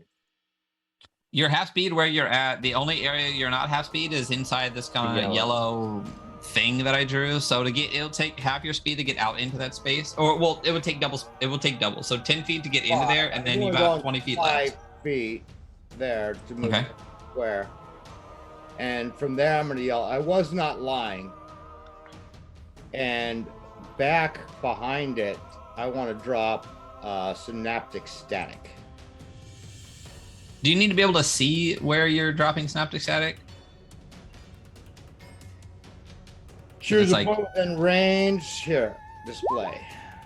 Yeah, just display that. Choose a point within range. I just want to drop it behind it. Okay, we'll say that you can just assume that there's a space behind it. Yeah. And then it does an intelligence saving throw, Yep.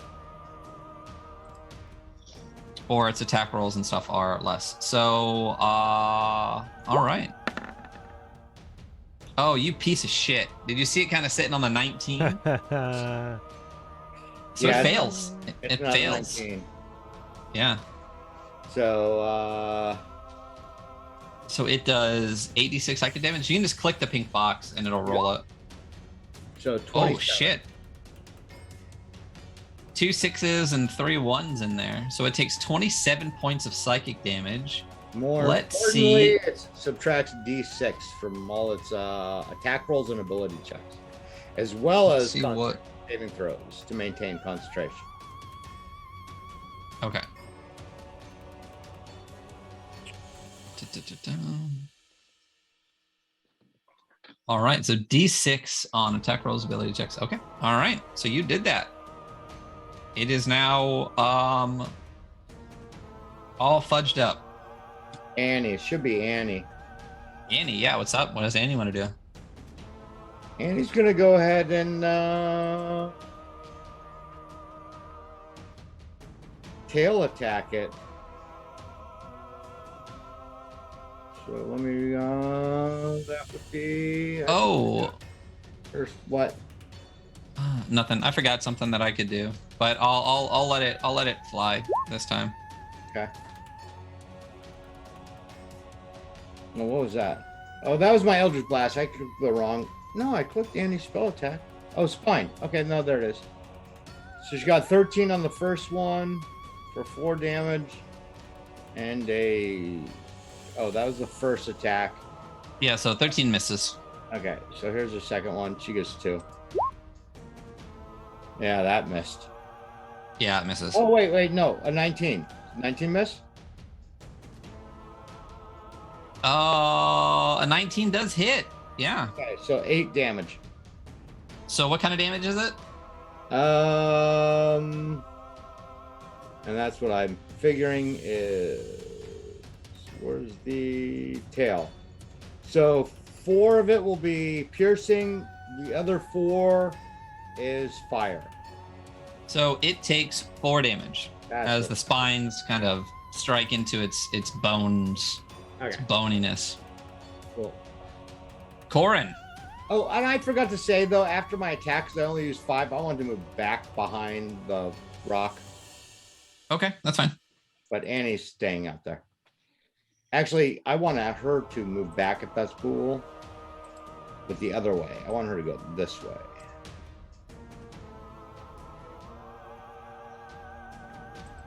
Okay. Okay.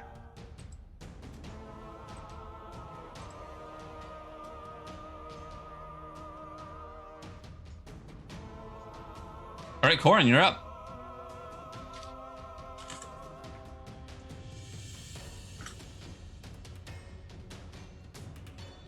Mutes in the chat. Mutes in the chat. Always got him. Do I see the kobold wizard when I step out into the middle of this area? Yeah, you see it down the end of this corridor if you really want to see her. Decisions. Yeah, I mean, the dragon seems more dangerous. I'm gonna fight the dragon.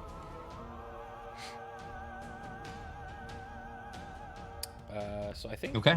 Yeah, I mean, this is the first enemy he's encountered that he's actually like gotten to really fight. So he's stoked to actually try to hit it. So he's just gonna take a full round attack action with his glaive. I assume this thing is at least bigger than large. This thing is large.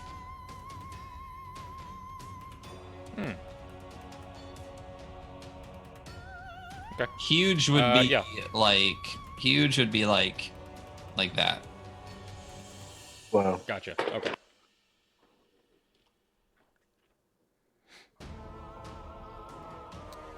Sweet. Okay. So let's do first attack. It's 24. 24 will hit, yeah. So that's 15, and then I assume is the I guess is this thing undead? It is in fact undead.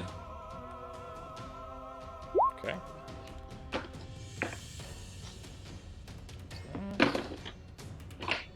And I forgot if I want to use any. Sorry, I haven't really used any of the features yet, so. So that's 17 total damage. None. All right. Yeah.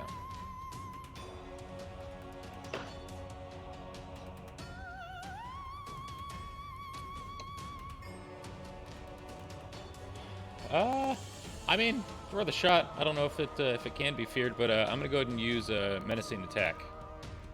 Okay. So when you hit with a weapon attack, you can expend 1 superiority die to add the total to the damage roll, and the target must make a DC 17 Wisdom saving throw. On failure, it's frightened until the end of your next turn.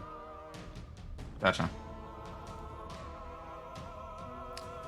So I'll roll a D8 or a D10 as well for that.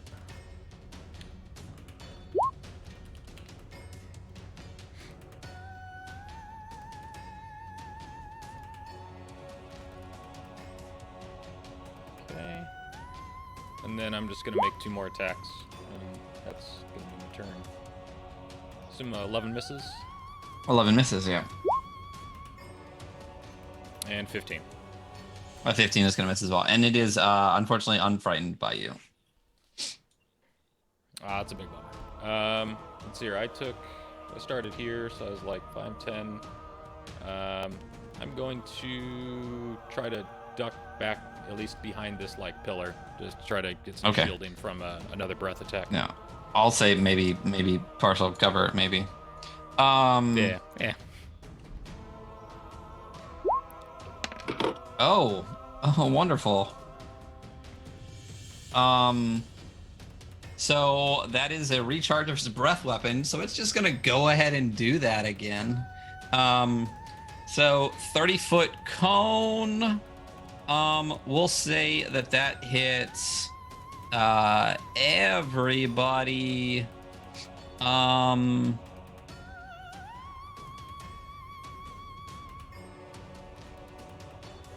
Except for Cutter and Sylvester. So the 3 in the middle, could you all give me dexterity saving throws, please? I'm gonna use my Bless final bless. Yeah, I'm gonna bless All it right. too. Let's do it. Cam, are you blessing too, or are you Yeah. eating it? there we And go. I'm gonna use my class feature to re-roll the saving throw. Man, when's the last time we had 0 blesses? I don't know if ever. It's worth it. Thank you, everybody. Not much better. So Victor, you succeed. Everyone else fails.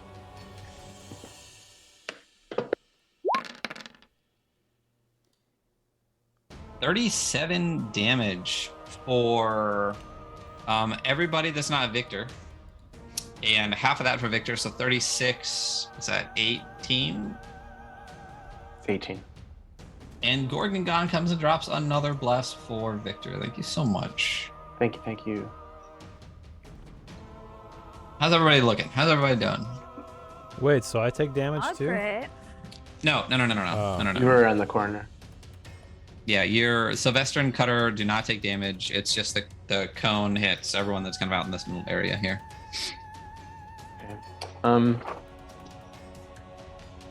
So So Victor? that is let's see what else the dragon wants to do. Let's see what other features I got here. Yikes.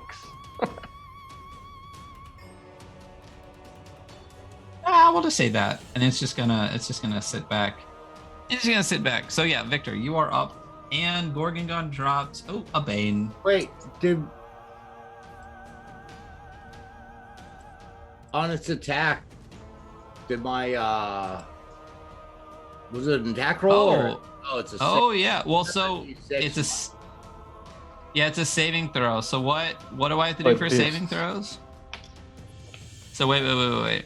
A target takes 8d6 or half as much. After a failed save, a target has muddled thoughts. During that time, it rolls a d6 and subtracts the number rolled from all its attack rolls and ability checks. I don't know how that would work with something that doesn't require an attack roll or an ability check. I guess it just doesn't. I don't think it would. Yeah.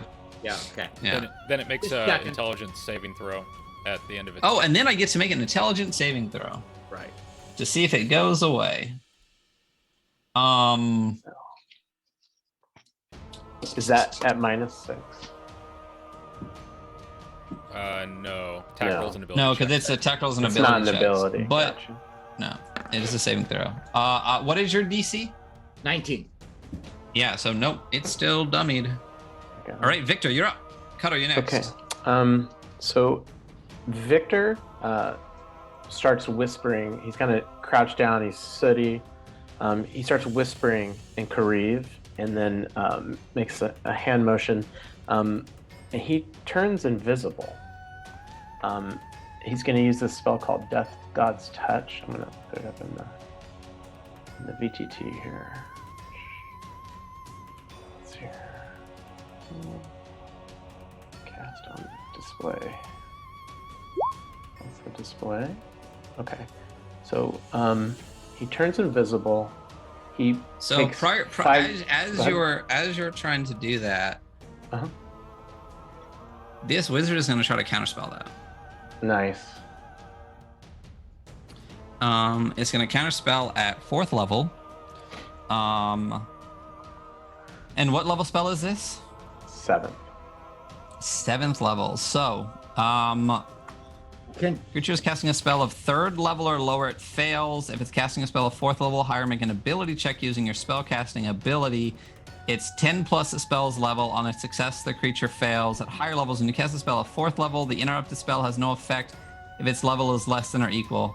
Oh, so it doesn't really need to upcast it. So it's a DC 17 to try to stop your spell from happening with its spell casting ability. Can he use Perkatza, or he would not notice this? To give him disadvantage on the save, or whatever it is.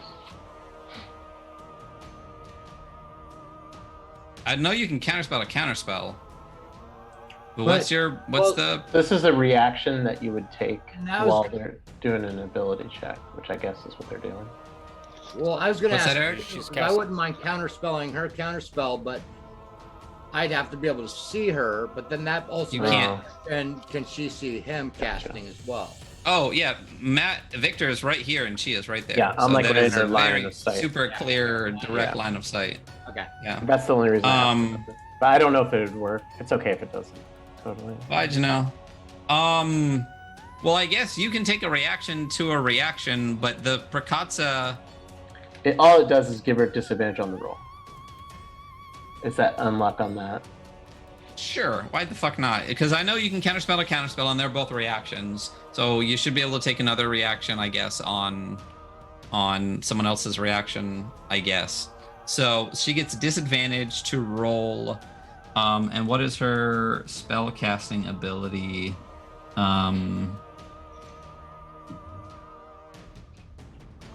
It's a +6. So she gets disadvantage on a d20 +6. So this will be the first roll. Ooh, 23. What's the disadvantage roll? Oh, Nice rolling. Crit. So so it's disadvantage, so she just gets a 23. So your spell Yeah. fizzles. You do not go invisible. Nothing happens. Your action is lost. Yeah, so he That's- notices that Yeah. he did not disappear. Yeah. Um, And he- and the spell is spent. So whatever, if that's your 7th Yeah. level spell, your 7th level is now gone. I still have move. Yeah, I took it off. I still have movement. Yeah. Yes. Yeah. Okay. All right. And he kind of knows that his buddies didn't get fried. So he's gonna get out of her range of sight. 5, 10 normal. Then I guess 5. That's half. So that's 20 feet of movement. And then he'll kind of, I guess, cut her kind of here. If that's okay. Sure, absolutely. Okay. Cutter, you are now up. You just had this struggling wizard in your hands, and this silvery mist surrounded her, and she disappeared out of your grasp. What are you doing?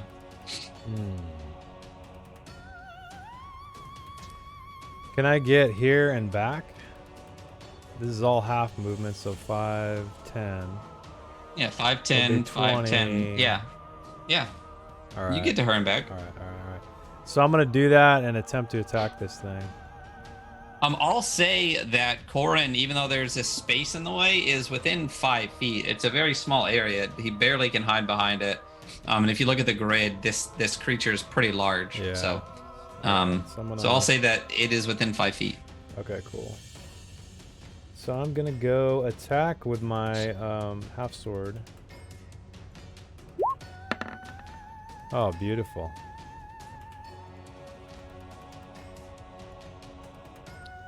I can't get a red card though.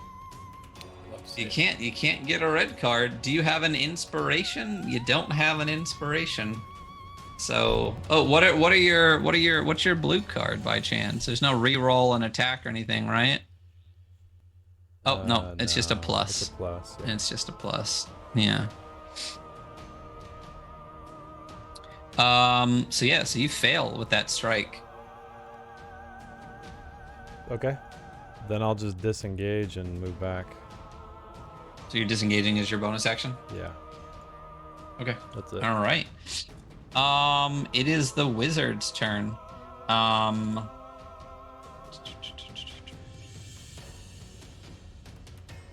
kind of feel bad. Let's do it, Ryan. So funny.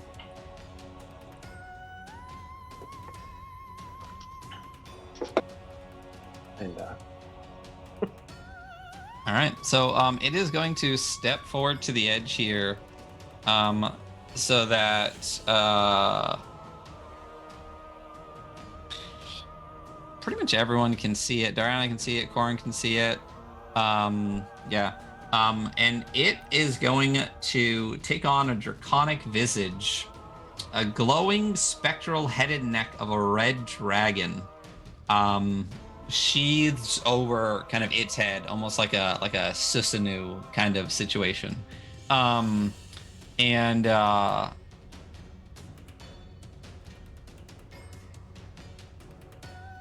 Yeah. And as a bonus action, it is going to do Breath of the Visage. And I'll say Dariana. You are. Ooh, I assume I can only hope a 10 misses you. Yeah. So you get real tight behind this rock as this kind of red spectral kind of dragon head is over top of this kobold head now, and it breathes like a mini breath weapon aimed directly at you, and you feel the heat as it kind of wraps around this beam in front of you, but you're not burnt by it. But it is there, and it is your turn. Ryan, so when she stepped in, did she step into? Can I threaten her square, or am I blocked by the rock?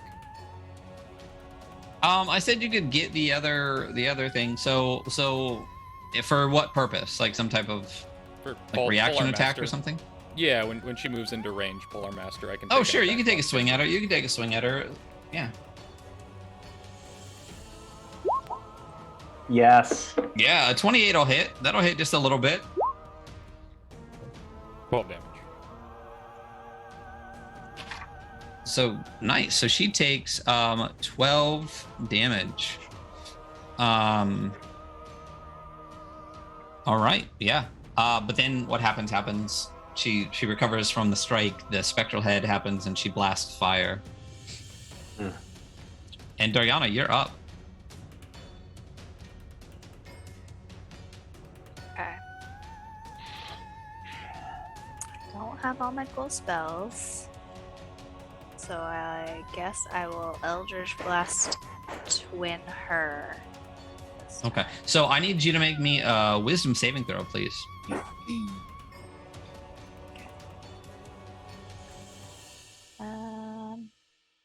Maybe I'll use my last blast. Okay. I was gonna. It probably doesn't matter. Yeah, unfortunately, it doesn't matter. I was even gonna bane it, but then I decided not to. So your bless is now gone. You are blessless. Oh, never mind. Your bless is back per L2. Yeah, L2. Thank you. Thank you, L2. You are frightened as you turn the corner and look at this creature. Its draconic visage just startles you and frightens you. You are frightened for 1 minute.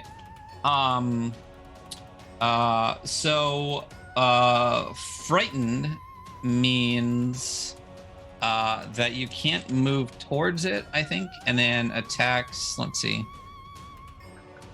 Frightened creature has disadvantage on ability checks and attack rolls while the source of its fear is in line of sight, and the creature can't willingly move closer. So you have disadvantage on all your attacks to try to strike her. So roll all of those, and Dariana, Cutter, Victor. Hey! And Phoenix, thank you so much for the raid. How's it going? Hello, my friends. Hi. We are in the midst of a battle where the party is fighting a red graveyard dragon and a kobold wizard, and looking not super hot or very hot, since it's a very fiery battle. Haha, haha. But Dariana, okay, so roll all of your attacks with disadvantage, please. Okay, so I can't change it to heightened attack instead of my double attack thing. Let's see. Twin spell. No, because you declared it, and then yeah. And how do you do you can't change now that you know? disadvantage? I think it's you hold Alt or Shift. I think Control or Shift, and it'll make a subtraction I or see. a. It is Control. Yeah. And L2 dropped blesses for Dariana, which accounted Cutter and Victor. Okay. Gosh. My computer does not want me to do this. Oh, there we go. I think that worked.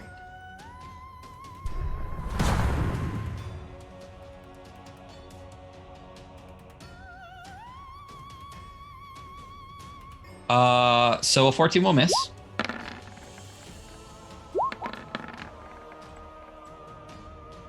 The 16 will hit though. So 7 damage on her. Oh, are you doing the one that's like 6? Yeah, it's twinned. Gotcha. Okay. So I counted that one. That one misses. That one misses. That one hits. So for 1 more damage. Ugh. Alright. Do you really only get 1d10 for these? Yeah. But it's But it's it's 3 increased rolls. beams. Yeah. Gotcha. I'm like not burning my firebolt because I feel like that probably won't do much on these two. Are you moving at all? Are you doing anything? You can't move closer to her. Yeah, I'm gonna hide back here again. I don't know why I can't move to that space you keep putting me, but You just have to hold Alt and kind of drag yourself there. okay. Hey, thank you so much for the follow, Chaotic Platypus. We appreciate that. For those that are curious, the yellow weird shape in the middle is just to show where they have normal speed. Everything in the small corridors is half movement. So, Sylvester, you are up. Oh, all right. So I'm gonna go ahead and move right back to there. So I have Okay, vision. can you roll me a wisdom saving throw, please? Oh, fuck. Oh, Dariana, you can also do another wisdom saving throw at the end of your turn. Oh, okay. Wisdom.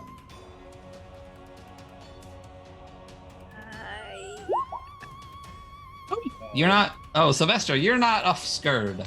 You are not frightened by this draconic visage, but as you turn the corner, Of course damn, I'm not. So not scared. Turn the corner. What? you see not only this giant red bone dragon flaming in front of you, you see the wizard now sheathed in this kind of like neck and head of another red dragon. But you're like, Seen worse. John McGillicuddy or whatever in my past life saw this before, yeah, and I so ain't scared. I'll run out and Um, say, oh, I forgot to mention my other name. Just, That's the Dragon Slayer. And Jess, don't forget you have a blue card that is succeed on a skill check. So Right. don't So- forget that, Jess. Are there I'm skill going- checks? drop. Well, when it is a check, just know in the future that that's what you have. Because you rolled a 20, so you don't get another blue card. So don't forget that you have blue cards, those that have them. I'm gonna drop Shadow Puppet on the dragon. Sounds scary. Well, I'm gonna make an alligator on the wall and scare it away. puppy dog. Yeah. There you go. So I have to make a spell attack. Right? Yeah, the wizard is going to counterspell that. I'm going to counterspell.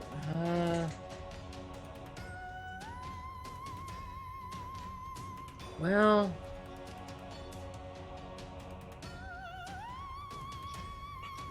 yeah, I'm going to counterspell the counterspell. Okay, so hers is a 3rd level counterspell, so you need to. Well, yours is at 5th level, right? It's a 5th. So it auto fails. So the counterspell is gone, but you have used up another 5th level spell slot. Yeah.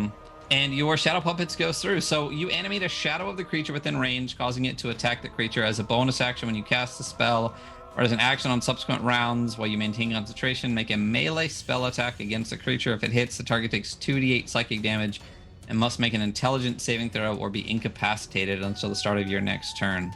And it's 3d8 because of that. So, There's my attack. okay, so that's going to hit. And I think we decided prior to this that the casting time is an action, because it doesn't make sense that as a bonus action on So- your turn you can do something. The bonus action, I think, is to maintain it in consequential rounds. To have Right. it- So the spell says, as a bonus action, when you cast a spell or an action on subsequent rounds while you maintain concentration, you can do the melee spell. But you can't have a bonus action spell that has a bonus action effect. So the spell, what I'm saying is that the spell itself is your action. So you can't counterspell, actually. Well, No, because it uses your reaction. That's right. Yeah. All I'm saying is that this spell's casting time is a full action, but I agree, create- but subsequent rounds to have it re-attack is the bonus action. As Is long an as I action. Maintain concentration. no, okay. So it's an action to cast, but as a bonus action on this turn, it can hit, and as an action on your subsequent turns, it can hit. Because it says, Because it's a melee spell. or as attack. an action on subsequent rounds. Okay. So it's an action every time, but you get it as a bonus action on this turn to hit it. So you can hit this round on the Shadow Dragon. Okay. So. So I'm gonna put the Shadow Red Dragon here, and then I'll just put a bunch of tokens or something on it to differentiate the two. So it should be 5d8. Yeah. So 11. That's a shitty ass roll. All right. So 11 points. 11 points of damage, but if it hits, the target takes, and it's incapacitated until the start of its next turn. So it is completely taken out at this point. It gets a. And he's intelligence still saving got throw. muddled thoughts too. Oh, it must make an intelligence saving throw. The muddled thoughts is not on saving throws, right? That's at the end of that. That was my last one, which is. So it's a 0. Oh, it actually is not incapacitated for the next round. Wait. Oh, nice roll. D&D, let's get a more complicated spell. But Because the muddled thoughts are on ability checks and attack rolls, not saving that was a throws. saving throw. Doesn't he have to make a minus a d6 though, because of my previous spell of his muddled thoughts? But that's only on ability checks and attack rolls, right? Not saving throws. Well, I lost it. It's way the hell up here now. Yeah, unfortunately. Yeah, it is attack rolls and ability checks, not saves. Yep. Okay. So he's not So incapacitated. it is not incapacitated. No, Okay. But he still has muddled thoughts. he does still, in fact, have muddled thoughts. Fair enough. Okay. Hey, thank you for the follow, D&D comic. So, all right, And he's we up. grinded through that, and Annie is up. What is Annie doing? And he's running right in front of me. Oh, and wait, before that though, because I still have movement, I was gonna move right back to where I was. Okay. But now Annie's going to where I was. And she's gonna spine attack the guy. The dragon. The dragon, not the wizard, right? Not the wizard. Okay, go for it. That'll be a miss. I gotta scroll down. I can't even see what I'm rolling. Hold on. Oh, I'm way up there. Okay, 13 misses. The next one. Yeah, I'm rolling terrible for Annie. But Annie's gonna Yeah. stand there and stand her ground. Cool. All right, Corin, you are now up. All right. I'm gonna lead off with a second wind to see if I'm gonna stay in fight or not. Yeah, you are. In 19 HP. No one passed out that health Keep potion, huh? Yeah, we forgot about it. All right, I'm gonna just do a full round attack on the dragon, and if I hit, I'm gonna try to menace it again. Perfect. I forget, is it red cards on ones on attack rolls? It's not attack rolls. It's just ability checks and saving throws. it's just- okay, So all right. you just fail miserably, and you have a magic weapon, so it doesn't break. Do I lose the other 2 attacks though? Nah, it's all right. Go for it. I'm gonna be a generous god tonight. We'll say the 26 hits.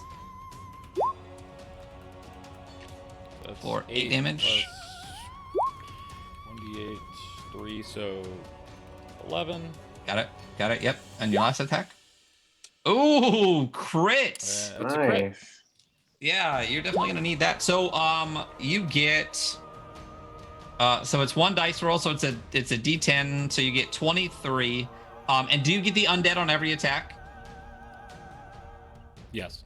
Just say yes. Okay, so then you get another 4 plus 8, because all of your dice get doubled for the crit, and then you get the max on all your dice. So you get 18 plus 17 is 35. 35. Is that how much? Yeah. Yeah, look at that. Nice. Math, people. Nice. 35 points of damage. So describe to me how you fail miserably on your first roll, but then strike and strike hard on the last one. Yeah, so he is kind of like trying to keep cover behind this pillar, and there's the stalagmites around. He comes around, he swings and basically just puts everything he's got into it and misjudges the distance and plants it firmly into the side of the cavern, and then pulls it back out and comes back down over the top and catches it in the head. Yeah, and you leave a massive like gash down into the bones on its face. And then on Synaptic Static, okay. So let's roll my breath weapon. Ooh, lucky. Okay, so I subtract 1d6 from all attack rolls and ability checks. Okay. So it is going to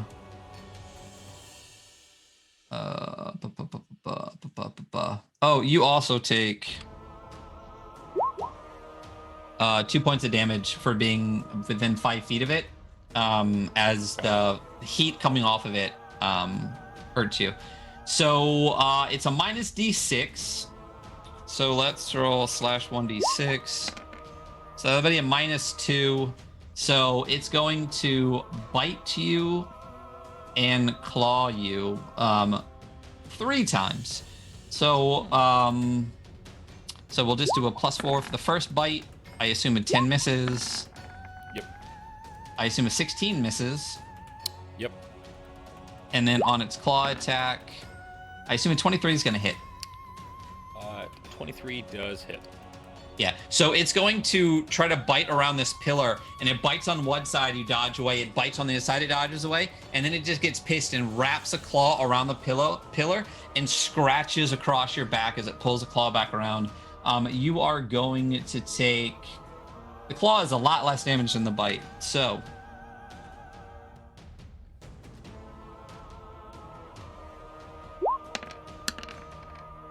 $10 points of damage as a claw rakes across your back. So as that claw comes in, I'm going to use superiority die to parry it. So try to bring the glaive up to try to just get it between the claws and me. And okay, and you can do that as a reaction. Yeah. So it is a reaction and uses a. Yep. And it just reduces it by 1d10. Okay. Love to see it. 2 damage. So you're down to 8. Yeah. And you got a blue card, but I did not write it down. Do you remember what that was? Succeed on any saving throw. Succeed on a saving throw. Let me add that in. That I had that until after I sucked all those breath weapons. There you go, and just suck them right up. Victor, you're up. Am I interpreting it correctly that these two guys are adjacent to each other, like those 2 5-foot spaces, even though the dragon circle is kind of half full? Because I have a Reaper mechanic that, like, if they're 5 feet away from each other. Sure, why the fuck not? Okay, so Victor is gonna move here, At this point, I need to give you every advantage. Okay, so he's gonna send Exactly. Chill Touch at both the shaman and the dragon. I think you've had me make 2 separate attacks on that. Yeah, absolutely. It's 2 separate things. So let's just go left to right. We'll do the shaman first. Oh, I think I forgot Yep. to let you guys see her bar below. There you go. I figured it was covered up by the dragon. It's massive. Okay, so this is for the shaman. Come on, buddy. Fucking A. 11, that can't be a hit. 11's gonna miss. Yep, on either of them. And then this is the dragon. Come on, buddy. All right, 21. Does 21 hit 21 the dragon? on the dragon. Yeah, absolutely. The 21 will Okay. hit the dragon. Yeah. Okay, so he does. Sorry, I rolled twice. He does 15. Whoops. And you said the dragon was undead. I think this only Mhm. affects me, but he has disadvantage on attack roll against me until the end of my next turn. Then he's going to use his bonus action and plunk a spiritual weapon, like right here between the two. Gotcha. So it's a total of what, 15 damage? It's a total of 15. Yeah.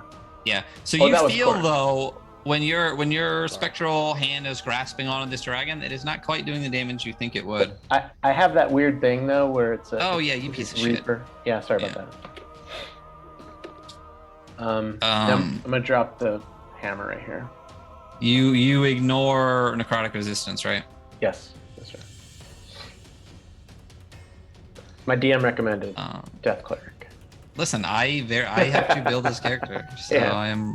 It is probably I know I'm my not doing favorite. it justice, but It is my favorite character to play. You can put that wherever. yeah, cool, thank you. And then I guess since it missed on the shaman, you'll take a swipe at the shaman. I think I have. Yeah, I guess I better save that. So it's just going to be at level 2 because I'm running out of spells here. Cutter, you're up next. Come on, buddy. All right, 18 on the shaman. 18 will hit the shaman, yeah. Okay.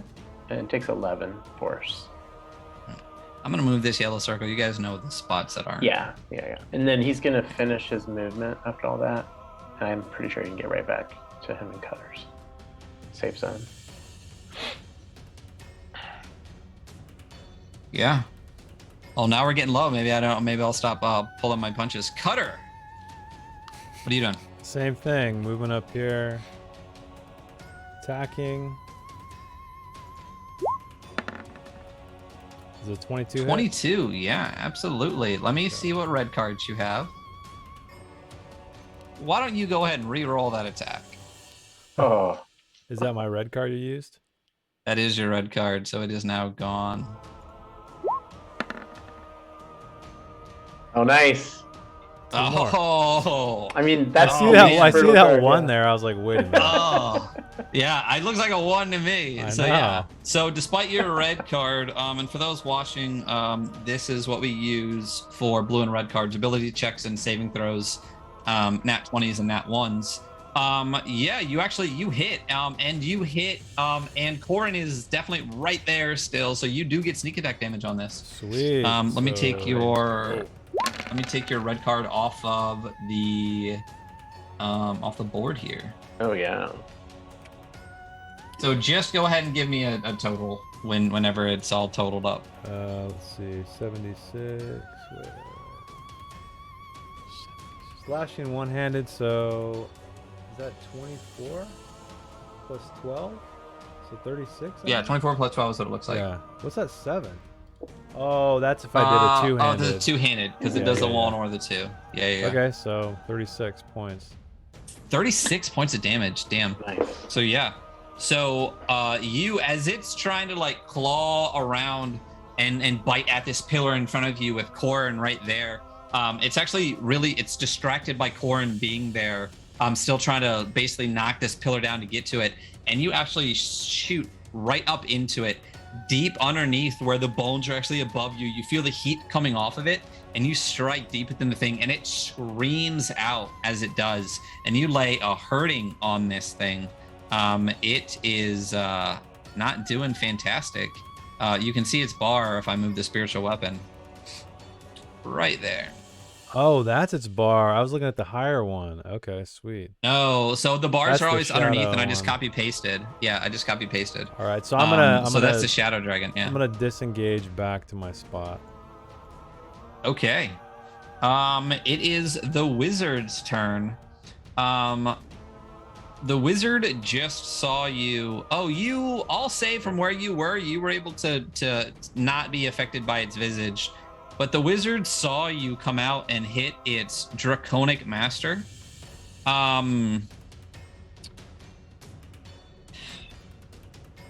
Before it moves, it knows what this is. So let me see this space that this takes up.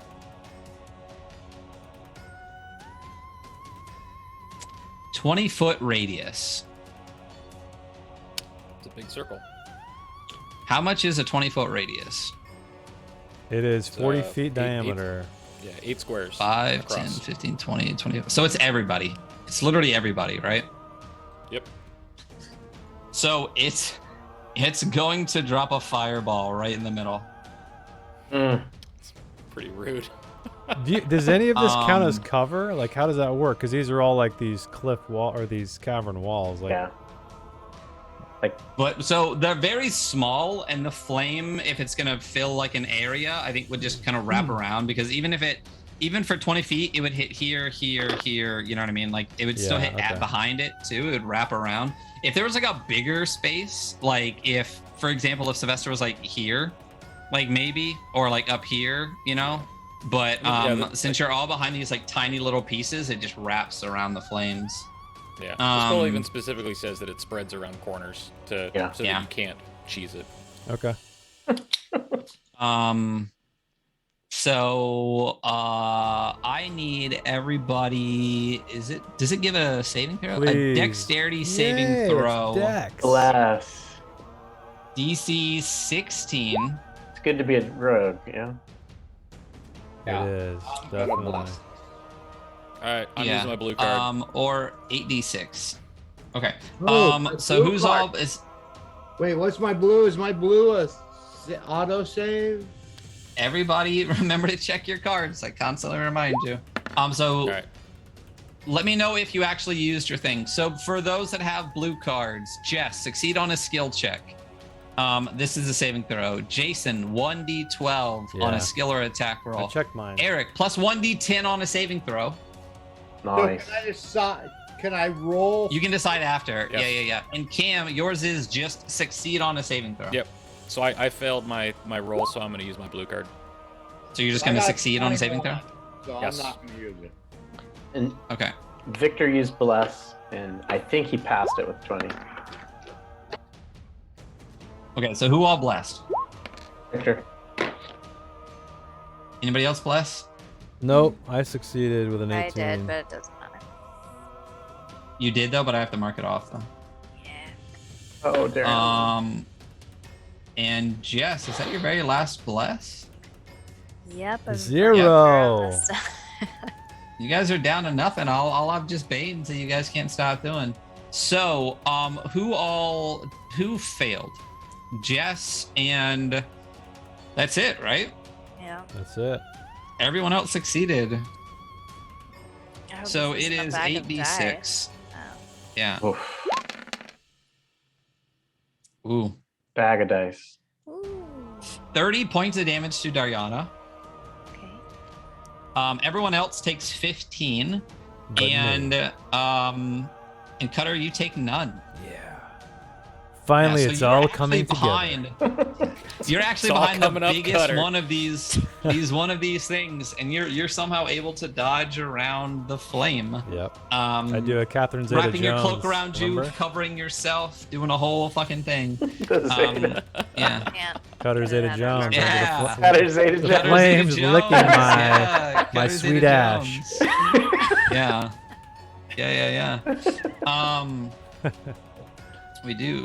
We do have Cutter Zeta Jones here. So how's everybody looking? Dariana, you took some damage this combat, right?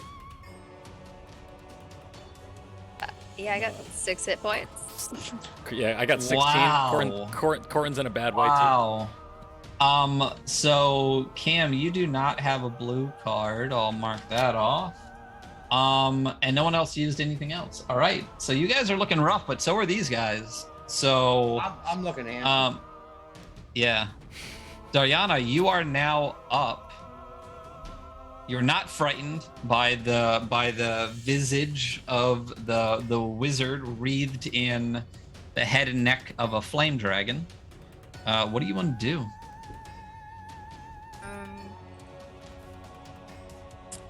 Okay. Can I twin this? You spell. I use 1, 2, 3. I've used 4 spells. I got 1 left. I'm gonna step out and try to do a 5th level bloodshot. And this button is like broken. Let me just cast the UTT too. Oh man, doesn't even matter. Okay. So what is bloodshot? Describe that to the people that are unaware of what your bloodshot is. A jet of boiling blood comes out of my eyes and attempts to do damage. I You think pop your eyes like a zit and blood shoots out. Yeah.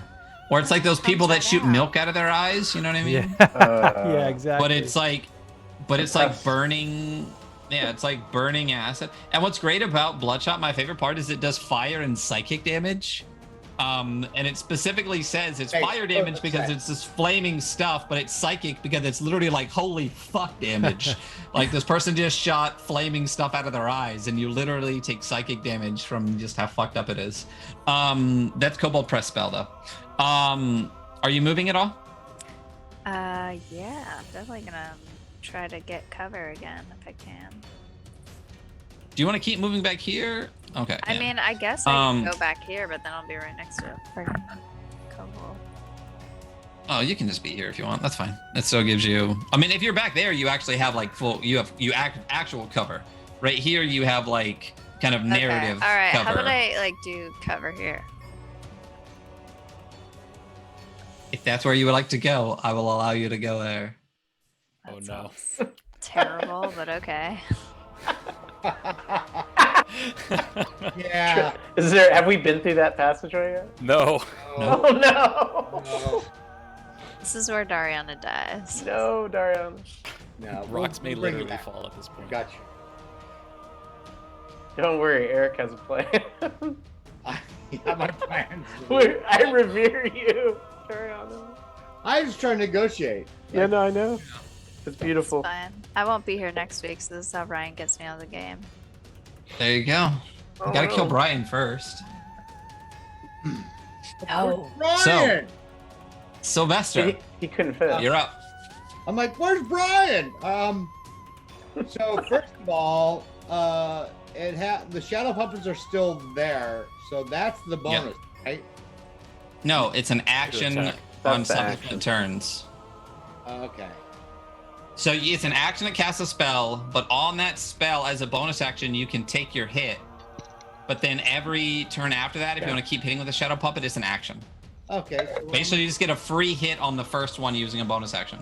Gotcha. Okay, so yeah. We're gonna hit. Okay, so you have to do a spell attack on it. Yes, I do. And it gets and I'll bane that. I'll bless it. You have any blesses? We're running low. I got blessed. I got a 4 for mine. Well, yeah, I he's should got still have 4. 4 blesses. Yeah. No, I mean I got a 4 on my bane. I know. You did. Ooh, 14, but I said I bless. yeah. 1d4. Come on, 4. We So got it misses. 11. Oh, Yeah. Yeah, that misses. And that's it. Wait, I get movement. Yeah, you got movement, bonus action, all sorts of stuff. I'm actually kind of content where I'm at. So I will stay there. But yell out. I wasn't lying. You've still got a chance to get through this. And I'll leave it at that. Okay. All right. Sounds good. Annie's up.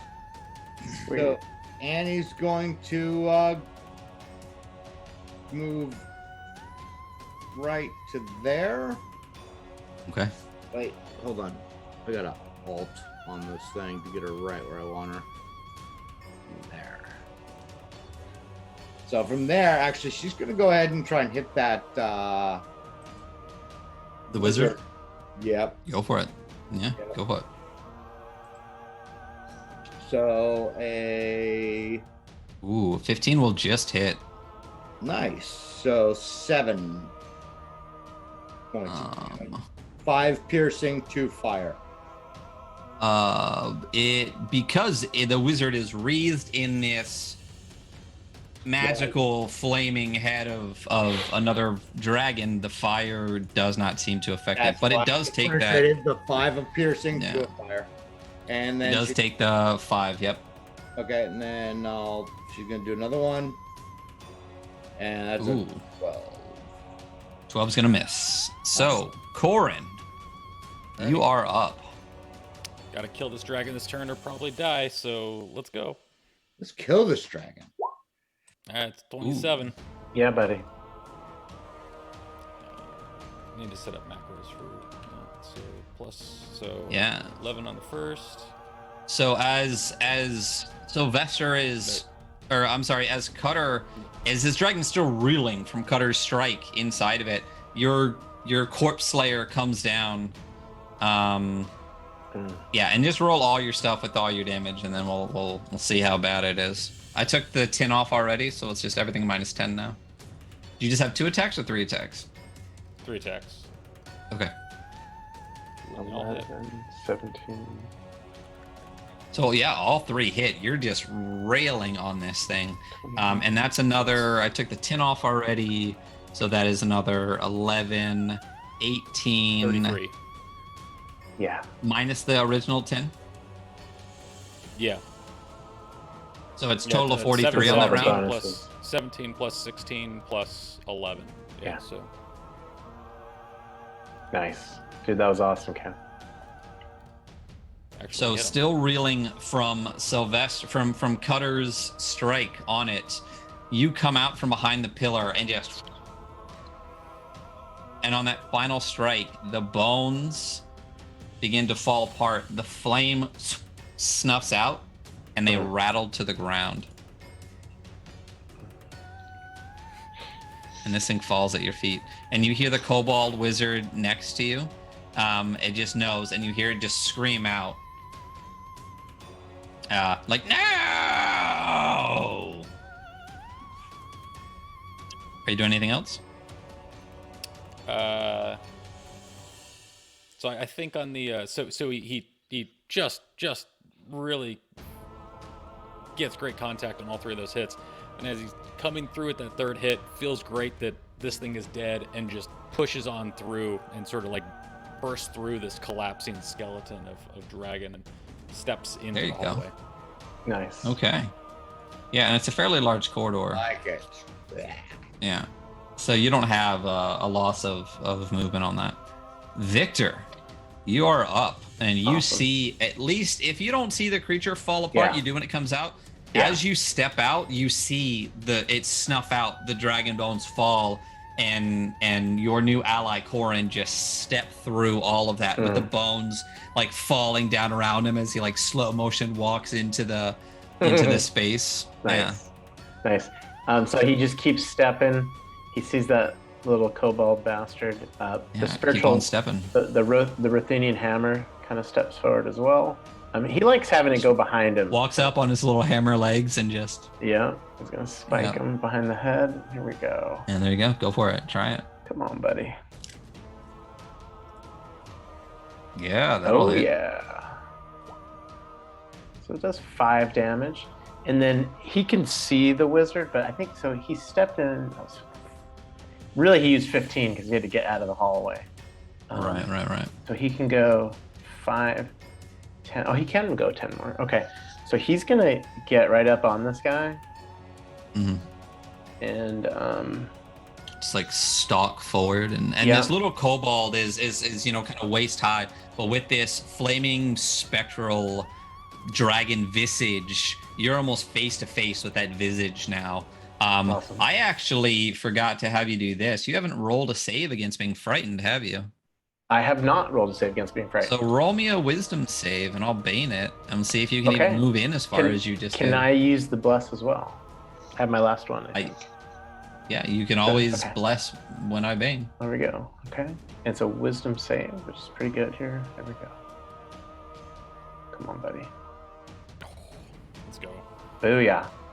Okay.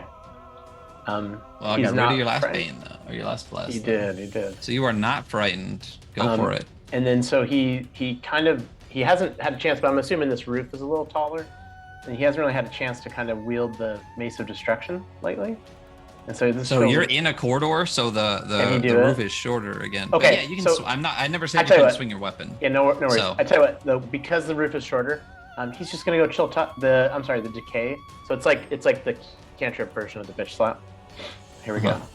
Boom. I mean, I would hit with all you got, but There we go. for it. So he does 20 damage on him, and then I just Is there not? Is there not like oh, there's touch there's attack? another So they're 26. and there's another bonus +8 on it actually because it was a melee spell attack. So it'll be 17, 20, Well, 26. before you do that, I'll use your red card. Oh, nice. And I'll subtract this amount from your roll. It's a 6. Okay.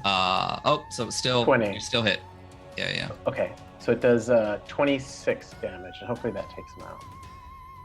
Ooh, So I don't have to go ham close to on it. taking him out. Okay, so It's I close have to taking him out. I have the ham option, which I'm gonna cash in my ham chip. It's Mhm. that crazy ass thing, the touch of death, and so he's gonna do 31 more points of damage with the. Okay, yeah, it's Yeah. melted. It's melted.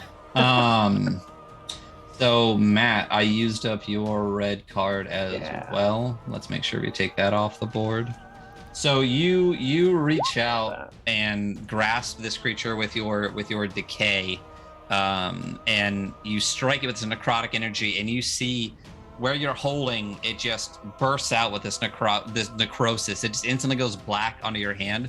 But the wizard stands firm. This draconic visage kind of flickers a little bit as a flame. It's trying to go out, but doesn't.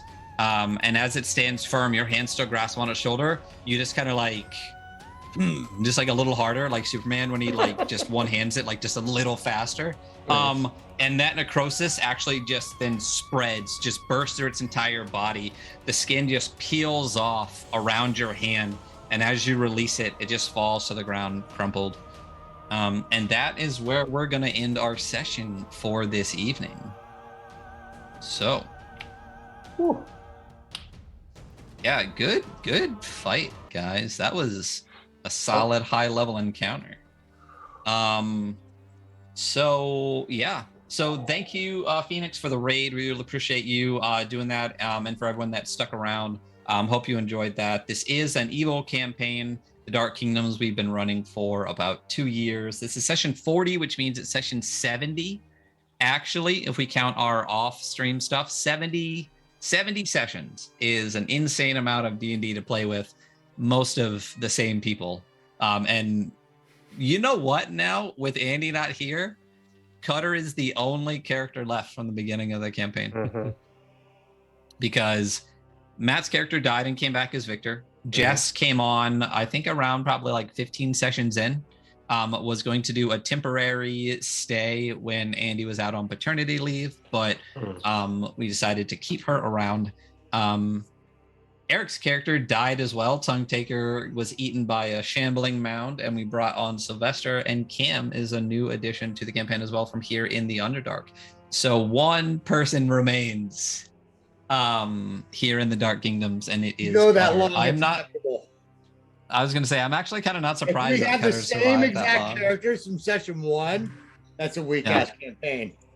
Hey, Yeah. listen, We gotta you murder, gotta have- murder. Hey, we almost had the Yeah. quickest. Thank goodness we finished before Corin's guy. That sucked. All right. Also, Yeah, my people original are- character died. Matt's Yep. original character died. Yeah, We've had deaths. yeah. Yeah. which is- A bunch of people very close to died. Sam would have died if you didn't save her way back in like episode 4. right.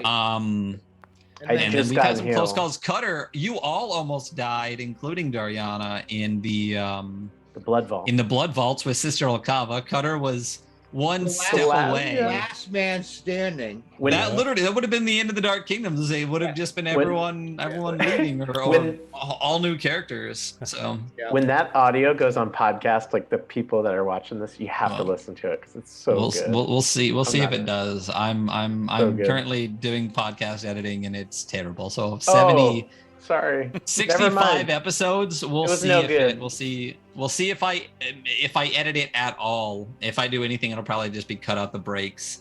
And you guys get to see it, hear it in its full glory. I need to dig through my old Mac and find those original audios.